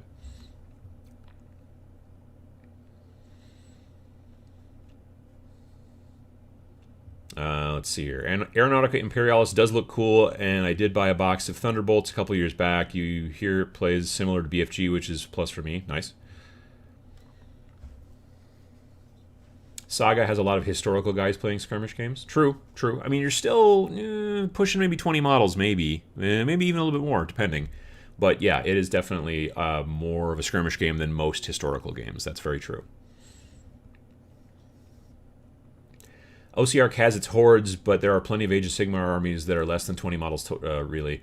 The issue would be the enemy might have 100 models. See, that's the thing, too, that we're starting to find with Warcry, unfortunately, is it seems like that Warcry, not always, but it does seem like quantity is a little better than quantity. No.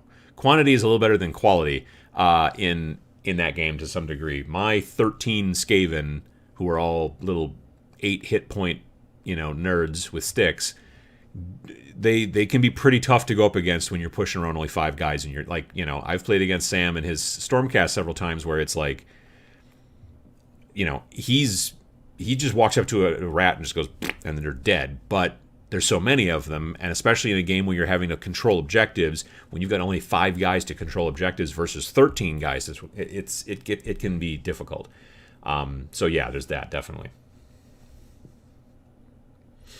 I played Gore Chosen, and after getting all the champions, ended up expanding it into a Cornate Age of Sigmar army. I mean, that's the idea, is that this is the thing that Games Workshop's been doing over the last 6 years that has been real smart for the industry and for them as a business as well, as opposed to just like the way they used to do it, where they're like, hey, you want to play 40K? Cool. Drop $700 at least. You know what I mean? Otherwise, you kind of can't play. Sorry. And now they're like, hey, we've got all these vectors to get you in Warcry and Age of Sigmar and Gore Chosen and a bunch of other box sets that you can get at Target maybe, or all these different things, because we're like, like look at Warhammer Underworlds, right? You buy these little war bands, boom, there you go. And you get yourself an army for your Warhammer Underworlds. You play on the little hex grid and all that kind of stuff. Oh, by the way, did we mention that we've also got stats for these guys, so you can bring them into Age of Sigmar? And you're like, really? You're like, oh yeah, well you got them already, so we might as well. We'll just throw you some free stats. And you're like, And then eventually you maybe end up with an army. Maybe not, but maybe. So yeah, that kind of stuff is smart on their part to kind of get that stuff out there.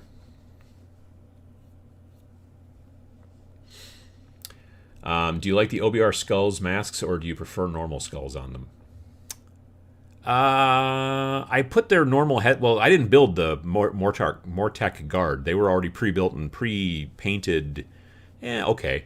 They're done mostly with contrast, but it wasn't. They didn't do like a zenithal. They just did it over white, and they're fine. But I'm going to be repainting the ones that I'm for the ones that I'm doing for Warcry. I've already primed them and highlighted them in the whole deal. So I didn't go back and rip their heads off and put regular skulls on them. I can understand why they don't have regular skulls, because they're not really skeletons. They're bone constructs. They've been shaped out of, like, you take like 7 or 8 dead guys or whatever, and then you kind of go like that, and you stick them together into a weird thing, and now they've got the souls of 7 or 8 dead guys inside there.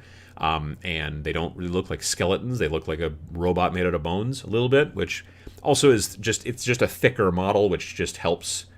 Like, if you want to make a skeleton look to scale and not look weird, you can barely play with that model because it is so, it's weird. You know what I mean? So,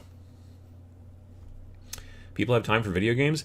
Honestly, I haven't played a video game in like a month at least, if not more. There are times when I do it, like if I've been painting for a long time, and then I'll get a little bit of eye strain because I'm a doofus and I paint over the top of my glasses like this. And then I'll sit and be like, I'm going to play a video game for a while and then refocus my eyes on not something so close. But yeah. But I haven't done it in quite a while, yeah.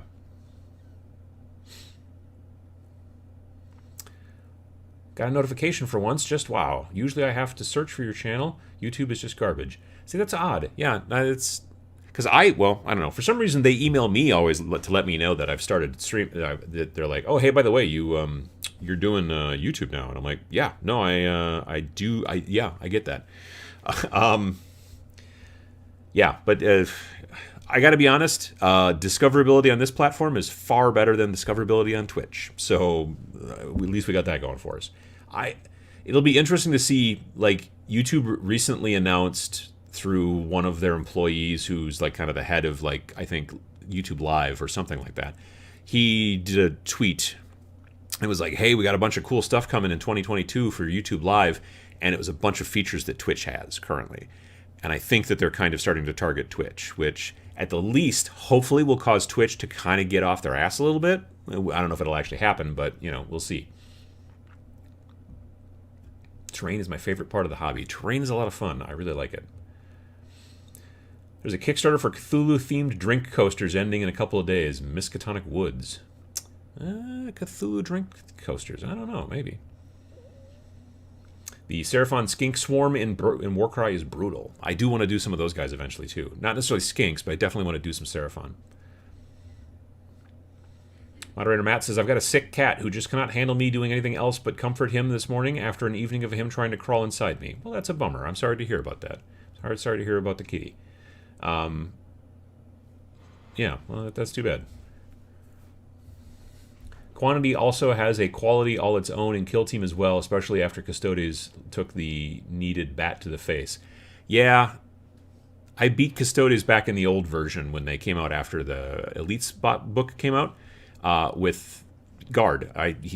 My friend that was playing Custodes had, I think, 2, maybe 3 models, but it might have just been the 2, and I had like 11 or 12. And the only reason I won, because he would literally just be like every turn, just kill another guy. But the way the terrain was set up, and it was one of those that just had one objective, and so I was having a guy sit on the objective, and I just kind of clogged the rest of it, so his guys couldn't get there within the allotted amount of turns. That squirrel still out there? Oh yeah. What a jerk. They're not afraid of knocking on the window anymore either. They're evolving. Depends on if you startle them. He is not startled. He is not startled. I have literally decided sometimes just to go outside and yell at the squirrel and chase him up the tree. Like a crazy person, but that's what I'm doing. He just did a kickflip and ran away. Oh, a kickflip. That sounds fun.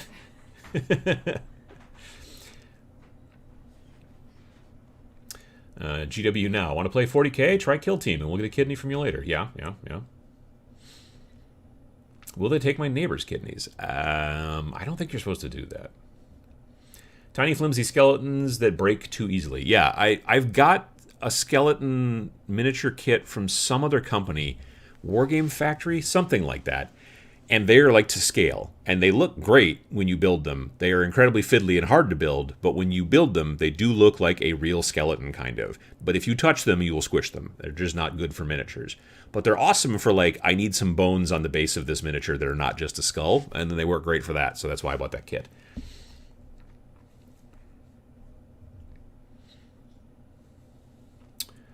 Well, if YouTube didn't tell you, how would you know? It's a good question. I don't know. Video games tick my big battle itch without all the painting. Still love medieval Total War.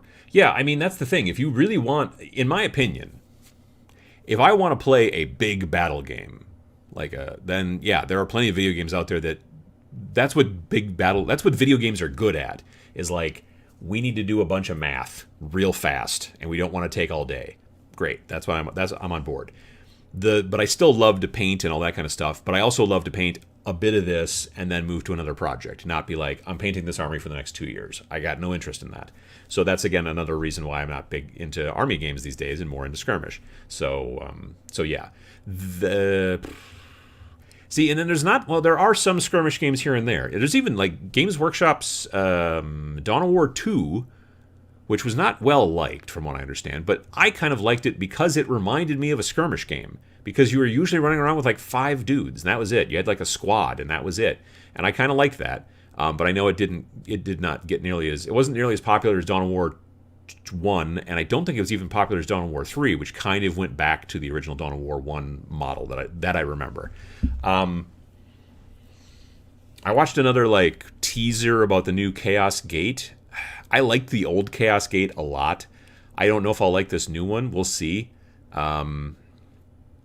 It was like, oh, it's a gameplay teaser. It didn't really look like gameplay. It looked like a lot of like, posed camera view and some, because there's no HUD. Whenever I'm like, you're like, oh, this is a gameplay trailer. I'm like, well, if there's no HUD, if there's no like information around the edges of the screen, I don't feel like it's gameplay. I just don't. You may be using the gameplay engine to show it to me, but it's not what I'm going to be seeing when I'm playing the game. You know what I mean?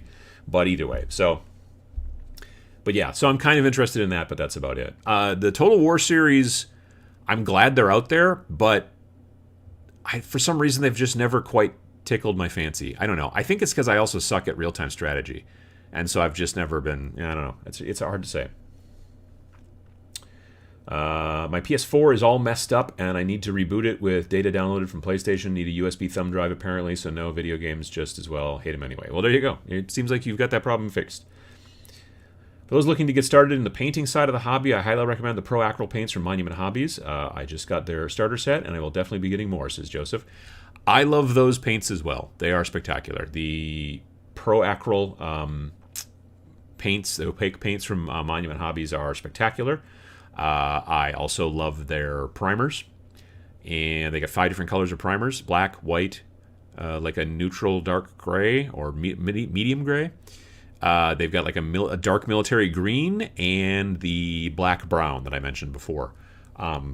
Yeah, that's all I use these days is their primers. And I also use their brushes all the time. And they have a set of brushes now it's my favorite brushes, Uncle Adam's favorite brushes. I'll be posting about them tomorrow on social media and stuff like that. But they came out last week, and yeah, if you can go to their website and check it out, it's pretty cool. They're basically it's a 00, a 2, and a 4, and they are black handles with the bottom part of the handle dipped in red, so they're black and red like the logo and all that stuff.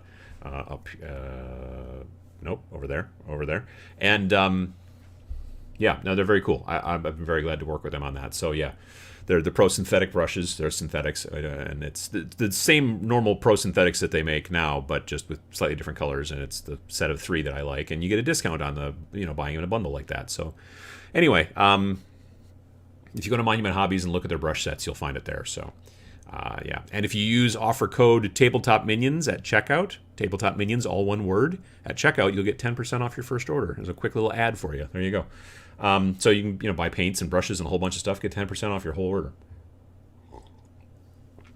Tabletop Minions at checkout. And it's an affiliate link, so it helps support the channel, so everybody's happy, I hope. Definitely do skinks. Blowgunning the other guys to death is quite fun. Yeah, I don't know if I have any skink models. Who are the guys that have got like the sword and the shield? I can't remember what those guys are called. I know I have those guys. I should probably look for skinks maybe. I'll have to see if I can get some skinks at the local shop. I'm pretty sure they've probably got a box full. I'm going to dip out and make little Omar some gravy stuff and see if he can keep it down. Well, good luck with Omar. Yeah, absolutely. Everybody think nice thoughts about Omar and hope him keep some food down. All I want to do is paint lizards and wizards all day. Good times. It's not bad. It's not bad. Yep.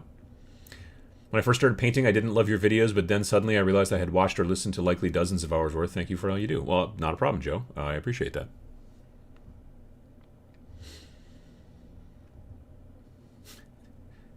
Let's see here. Evolving squirrels on stream. Well, he's not back, so that's good. Wait till you end up with fruit bats out the window. I don't think that fruit bats are a Wisconsin thing. I mean, we have bats, but not that big. Little ones.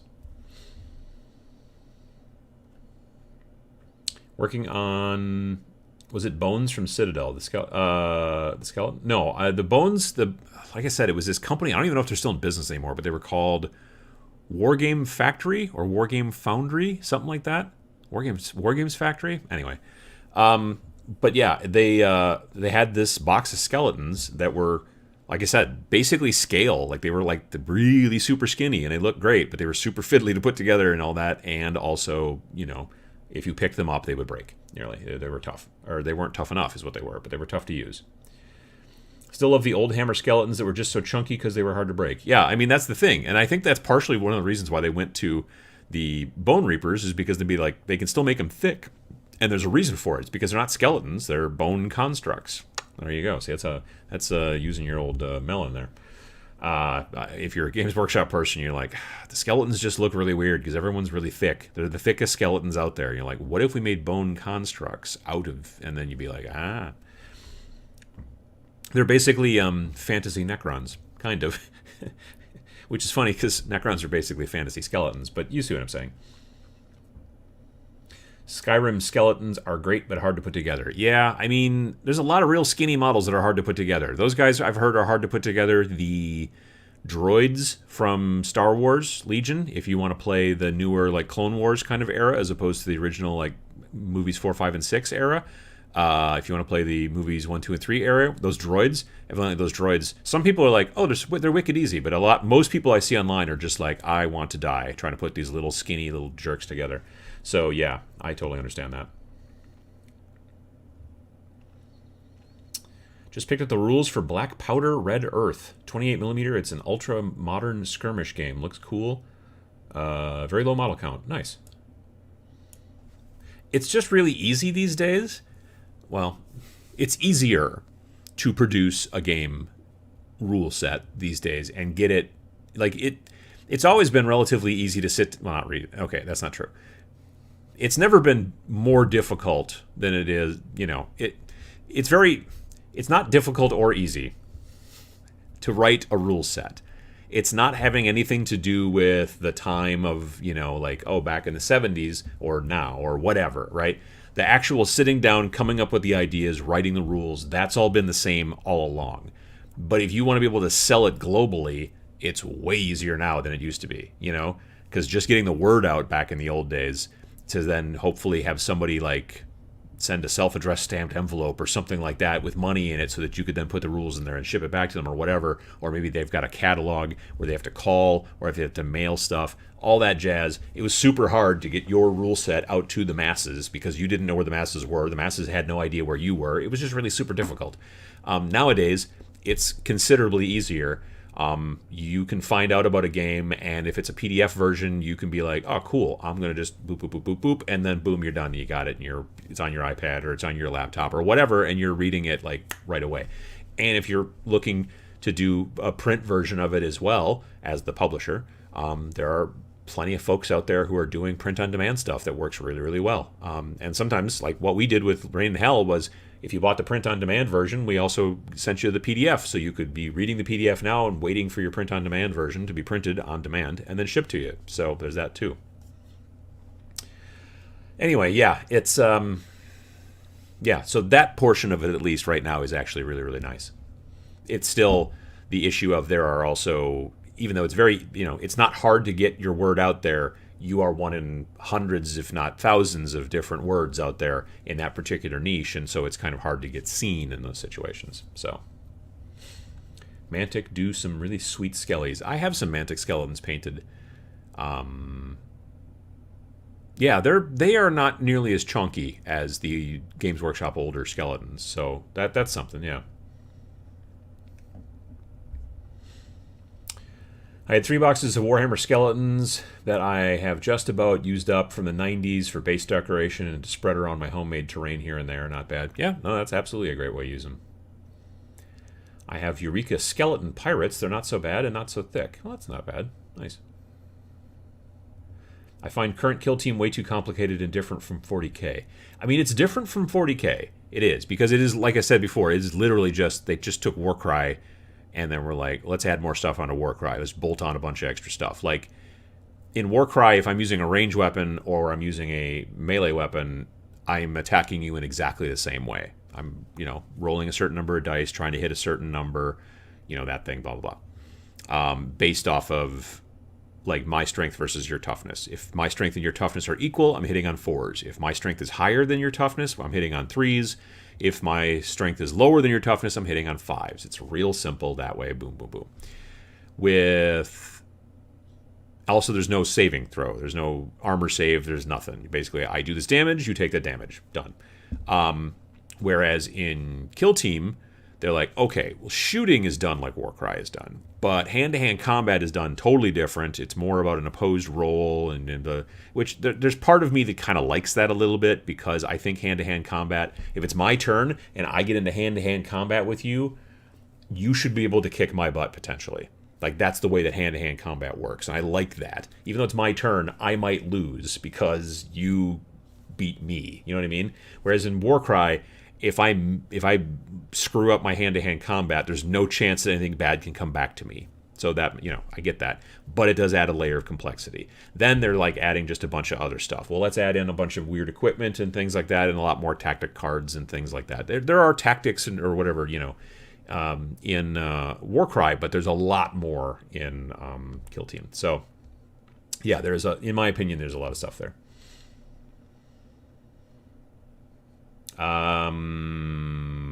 Let's see here. Dawn of War 3 is despised. Wow, I did not realize that.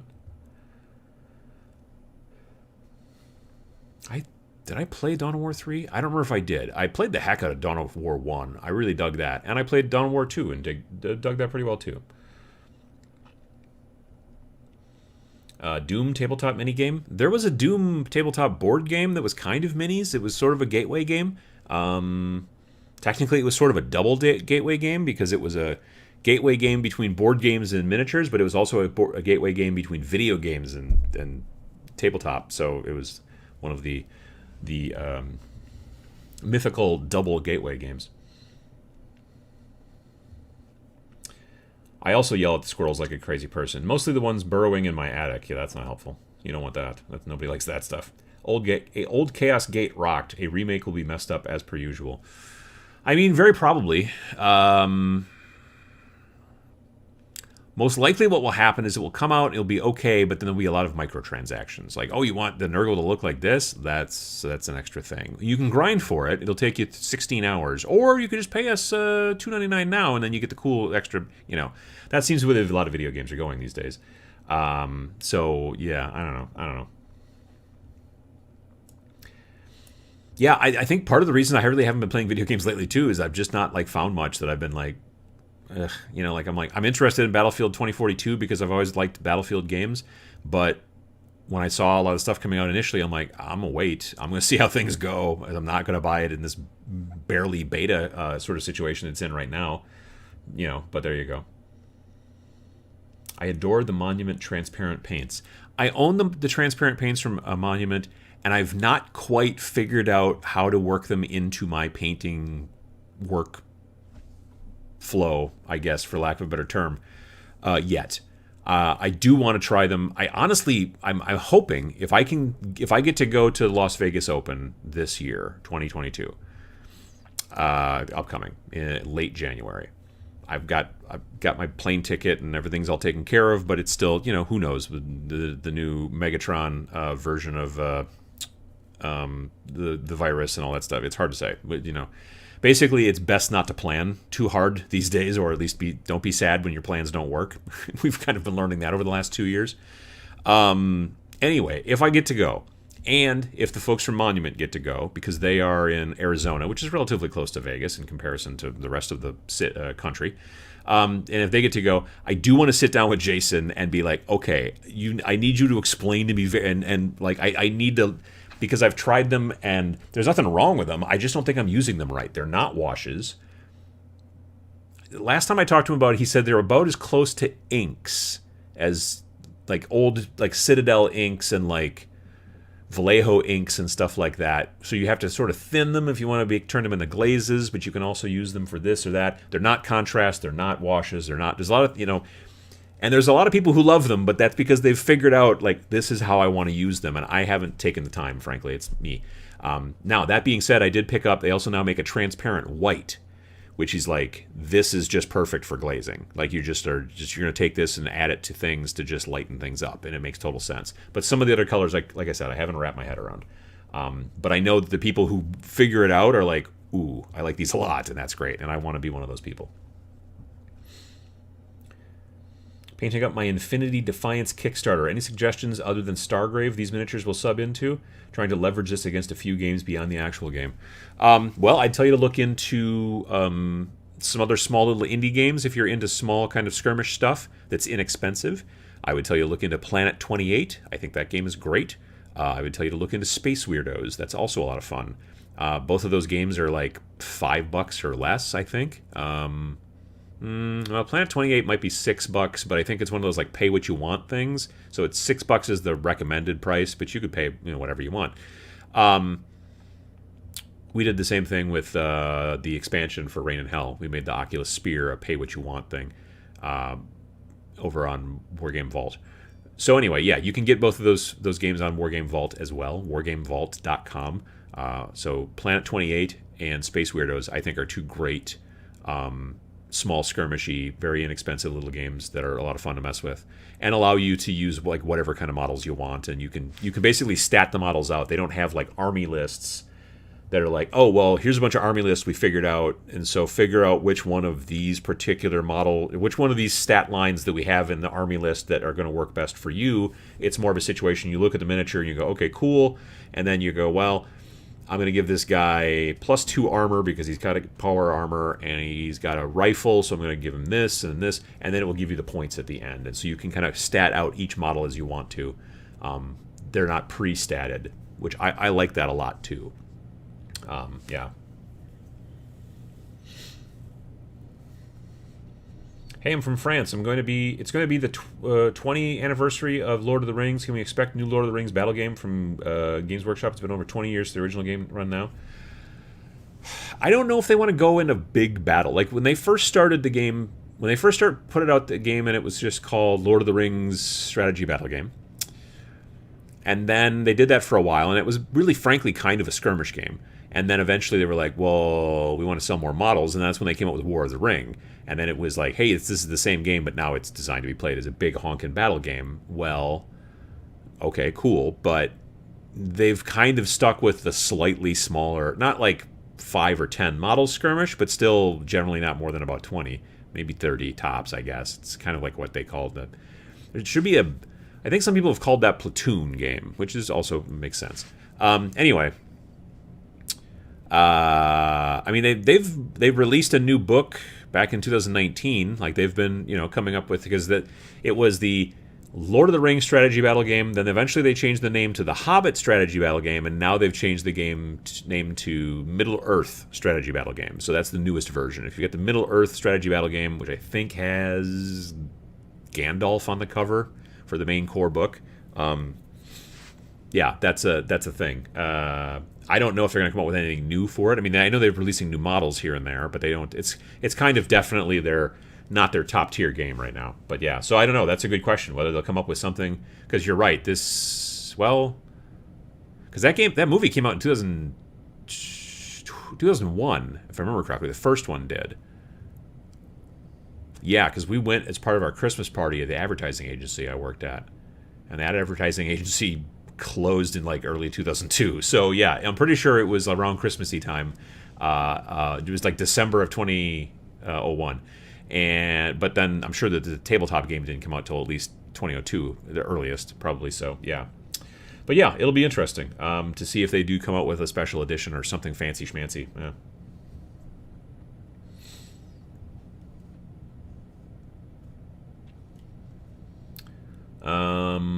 There have been at least 2 generations of Doom tabletop game with plastic miniatures as well as limited run of metal miniatures from Reaper that I once owned. Huh. I had no idea about that.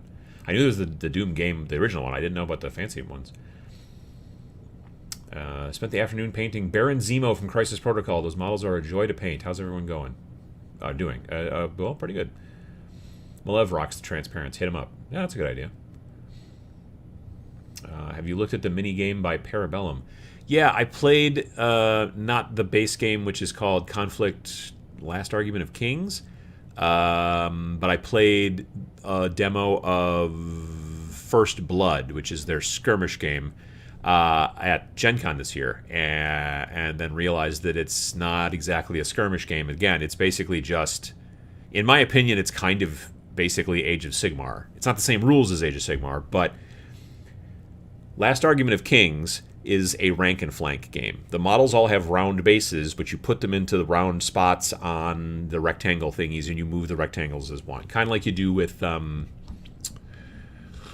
of Ice and Fire from Cool Mini or Not, right? You slide those rectangles around, but they have round bases, and that's a smart move because then you can kind of like turn them a little bit so that this guy in the back is not poking this guy in the butt with his spear and that kind of stuff. You can be like, well, we'll just move it a little bit, and it's great.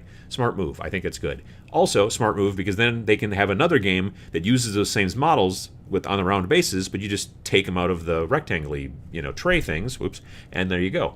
That being said, it's not a skirmish game in my mind because it is like still you're moving squads of guys, just like you do in like Age of Sigmar. You move this group, they have to stay in a certain cohesion from each other and whatever, and that's fine, but they are still a squad of people, just like you do in 40K as well.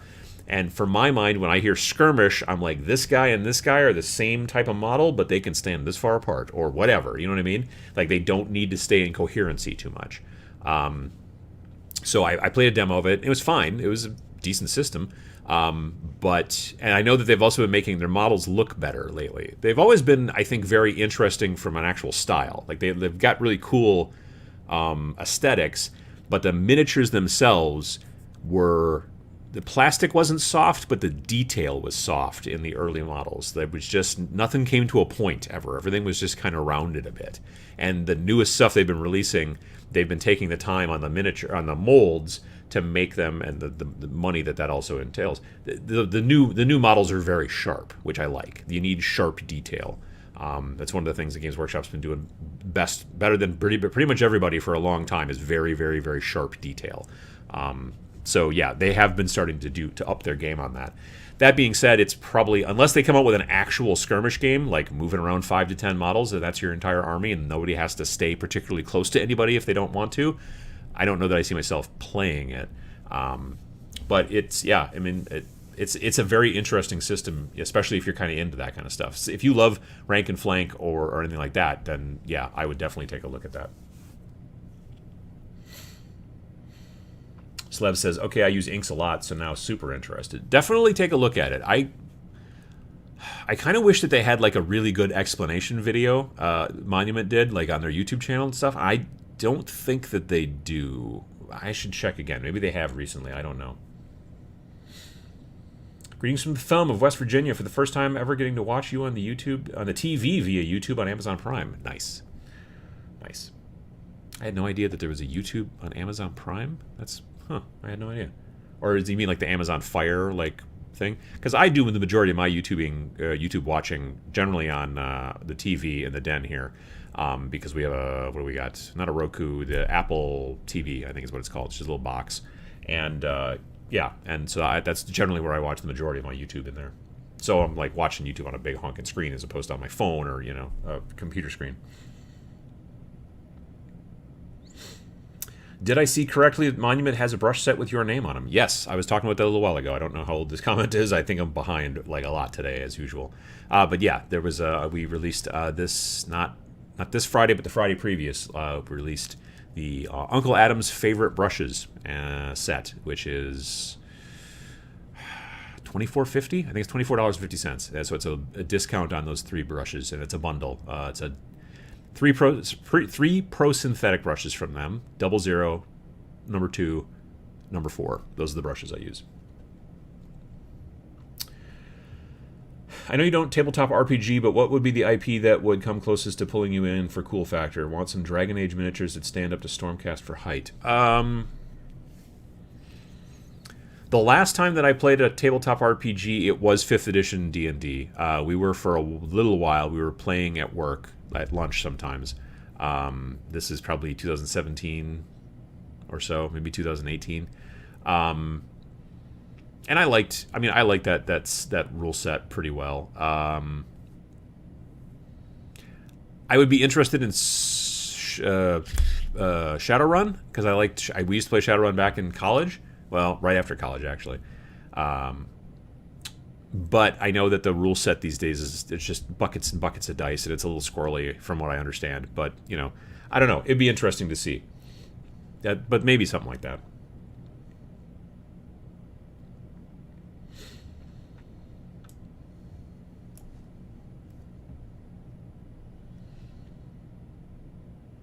How does Song of Blades and Heroes hold up today as a fantasy rule set? I still think it's a great kind of starter, not too difficult, but still pretty elegant game system. Especially if, I still use it when I'm trying to teach people how to play miniatures and things like that at conventions. When I still get to go to conventions. But yeah, that is still, I think, a really great rule set for getting into learning about what miniature games are like and that kind of stuff. So I think is it going to be your only, it's like your daily driver, it's the only game that you play? Maybe. It's a possibility. It depends on how you do things. If you want to make your own campaign and make your own narrative stuff and build a bunch of terrain and make a bunch of models and do all kinds of stuff, and you're a little bit more interested in the kind of crafty part of the hobby than the actual competitive gameplay part of the hobby, then having a rule set that is easy, that allows you to use whatever you want, is really kind of nice, as opposed to because that was the thing when we used to play Flames of War, which is small tanks and little tiny 15 millimeter dudes, World War II. The guys that I played with, we loved setting up the little village and making all that stuff. We had a guy who made amazing-looking bocage. Bocage, if you don't know, which I didn't know at the time, bocage is like stone walls, right? So over eons, the farmers and stuff like that would be digging big rocks out of their field, and they would just make these stone walls out of them. And they're like, well, I got this rock over here, let's just put it over here. So we make a nice little wall. And they would do that. But then over time, bushes would grow out of the stone walls, sometimes into full-blown types trees, and you see a lot of those in Europe. And tanks have some trouble with bocage. It's difficult, right? So my friend Josh came up with this great way to build, scale bocage for the table. He would use a piece of molding, what they call half round. So it looks like a dowel, but it's been split in half, right? So it's a little half round piece of molding, and then he puts a bunch of glue on it, and then he glues a bunch of little rocks to it and stuff like that. But before he does that, he sticks a piece of Brillo pad that he cuts Brillo pads into strips, and he glues it to the top of the molding. So now he's got a piece of molding with just a thin strip of Brillo pad across the top. Then he puts the rocks all over it, rocks. And then now he's got this kind of rocky hump, which is the wall, with Brillo pad across the top. And then he adds a bunch of glue to the Brillo pad, and then he takes clump, foam kind of foliage stuff that you get at the train store and places like that, and he just basically glues it on to the top of it. And he made 15 feet of bocage, not all one piece. That would have sucked. But a bunch of it, if you put it all together, it was 15 feet of bocage. And he also made roads that were made out of like MDF with a bunch of stuff. They were really cool muddy roads. And I bought a bunch of the buildings from Gale Force 9. I had a ruined church and a bunch of the houses, and we had little fences, and we did all this stuff. And we would spend 2 hours setting up our cool village to play in, and then we would sit down and play, and it would just be like looking through the book all the time, because we'd be like, how does this work again? What's this? Because it was just, even second edition, I thought was like, there was a lot more rules there than I kind of wanted, I guess. So that's why we only did that for maybe a year or so, and then sort of fell apart on that. But that was the thing. And Song of Blades and Heroes, again, would allow you to be able to go as crazy as you want with all the hobby stuff, and then the rule set is simple but not stupid. It's an elegant, really interesting system that is really, once you get the hang of it, it's super easy. And so, yeah, I would say that that's probably the case.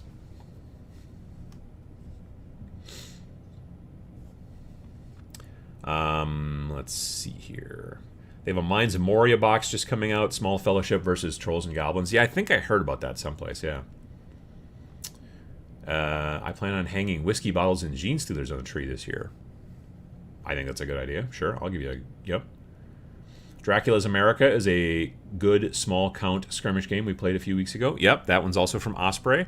That is basically the idea that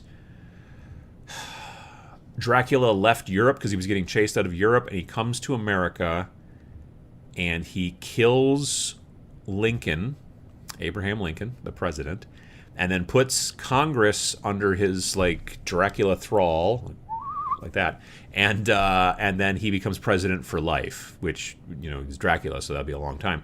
And yeah, and so it's a game where, like, that's what's happening in America right now, and then you have, like, witch hunters and other this and this, all these different, like, kind of secret societies and stuff like that, and then you got werewolves and, you know, all kinds of other monsters and things like that. But again, it's a, you know, skirmishy, you know, very small, like 5, maybe 10 models per side sort of thing. But you can use a lot of, if you find terrain that works well with, like, the Old West, because that's basically when it's taking place, is, like, late 1800s, I think. Yeah. There was a game back in the 90s of the Babylon 5 Wars, both ground combat and space. The ground game was called Grappos or something like that. I bought some of the vehicles infantry. I've never heard of that. Interesting. Would you consider a game where the players control a few figures, but against hordes of AI-controlled figures? I mean, the issue is then you have to have a whole bunch of figures. You know what I mean? Like, that's the main issue for me, is that I'm like, I don't want to paint 80 of anything. You know what I mean? I know at some point I'm probably going to need to do that with, I have this idea for some day in the future. It was going to be a while back, but then, you know, COVID. I eventually would like to do a fun Halloween game with a whole bunch of, like, a horde of zombie, like, guardsmen. So I went and bought 4 boxes of 20, I forget what they call them, but they're basically, like, Mantic makes basically zombie guardsmen. They're for the Warpath game, but they look kind of like guardsmen, and they're zombies and stuff like that. They're not zombies, they're called plague, because that's their thing with the... Anyway, so I bought 4 boxes of 20, which if you do the math is... carry the 6, 80 models. And I'm not going to paint them all at once, that's for sure. I think that squirrel is back for a second. And it's a project I want to do eventually, but it's been put on the back burner because of COVID. But in general, that's the hardest part about sitting down and playing a few models versus tons of models, is that... Now, that being said, when I go and run games at conventions and show people how to play Song of Blades and Heroes, I'm running a decent amount of skeletons. Not a huge amount, but it's skeletons that I've worked on. You know, some of these. There's semantic ones in there, there's some GW ones in there, and they all kind of come together, and I get a group of maybe 35 to 40 of them max. And then I've got, like, Karen Wraith in there, and Necromancer, and that kind of thing. And then the people who I'm teaching, they are playing with generally 3 models each, and those models are the pre-painted, like, old D&D models from when they had that D&D skirmish game that was put out by Wizards of the Coast back in, like, the 2000s, maybe the 2010s. 2000s, I think, is more likely. Anyway, so I've got those separated in baggies. So you're the dwarf player, you're the human player, you're the elf player, whatever. And those models are nearly indestructible because they're kind of rubbery plastic and, whatever. You can get Cheetos dust all over them and it's fine. Anyway, yeah, so I've done that, but in general, playing against a whole bunch of models means you need to buy and paint and build first before you paint them, a whole bunch of models. And that's kind of the limiting thing for me. So, all right, folks, well, it's 11 a.m. in my neck of the woods. So I want to thank everybody for coming by today. Like I said, I forgot to mention, after the after the Bone Reapers, I'm doing Skaven. There you go. There's our subject for today. I'm really looking forward to the Skaven. I've already done some Skaven for Warcry, the Plague Monks, but the new group is a bunch of clan rats and a Storm Fiend, which is the big dude, and there's a gray seer in there and some other stuff. If you want to see them, I haven't started painting them yet, but they're primed. I did them the same time I did the Mortek Guard and the whatever Bone Reapers, Bone Daddies. You can go look at my Instagram, which is just at Tabletop Minions or on Instagram, and you can see the models I'll be using for that new Skaven force. It's more of a roster. There's going to be some wiggling around, but yeah. So I think that's pretty much it. I'm going to have to go outside and chase that squirrel around a little bit, and then get some lunch. It's been a holiday weekend full of food, so I'm trying to back off a little bit if I can. But I want to thank everybody for coming by today, and I hope that you have a good rest of your day, a rest of your Sunday potentially, unless you're over there in Australia. It's already Monday, so have a good Monday then. And if you're interested, again, to Monday 7 p.m. in my neck of the woods, Central Time, I'll be painting here on, or not here, but on Twitch actually, and I'll be working on those new Bone Daddies and getting them ready for Warcry. That's the new project. So I think that's about it. I hope you folks have a good rest of your day, and thanks for watching.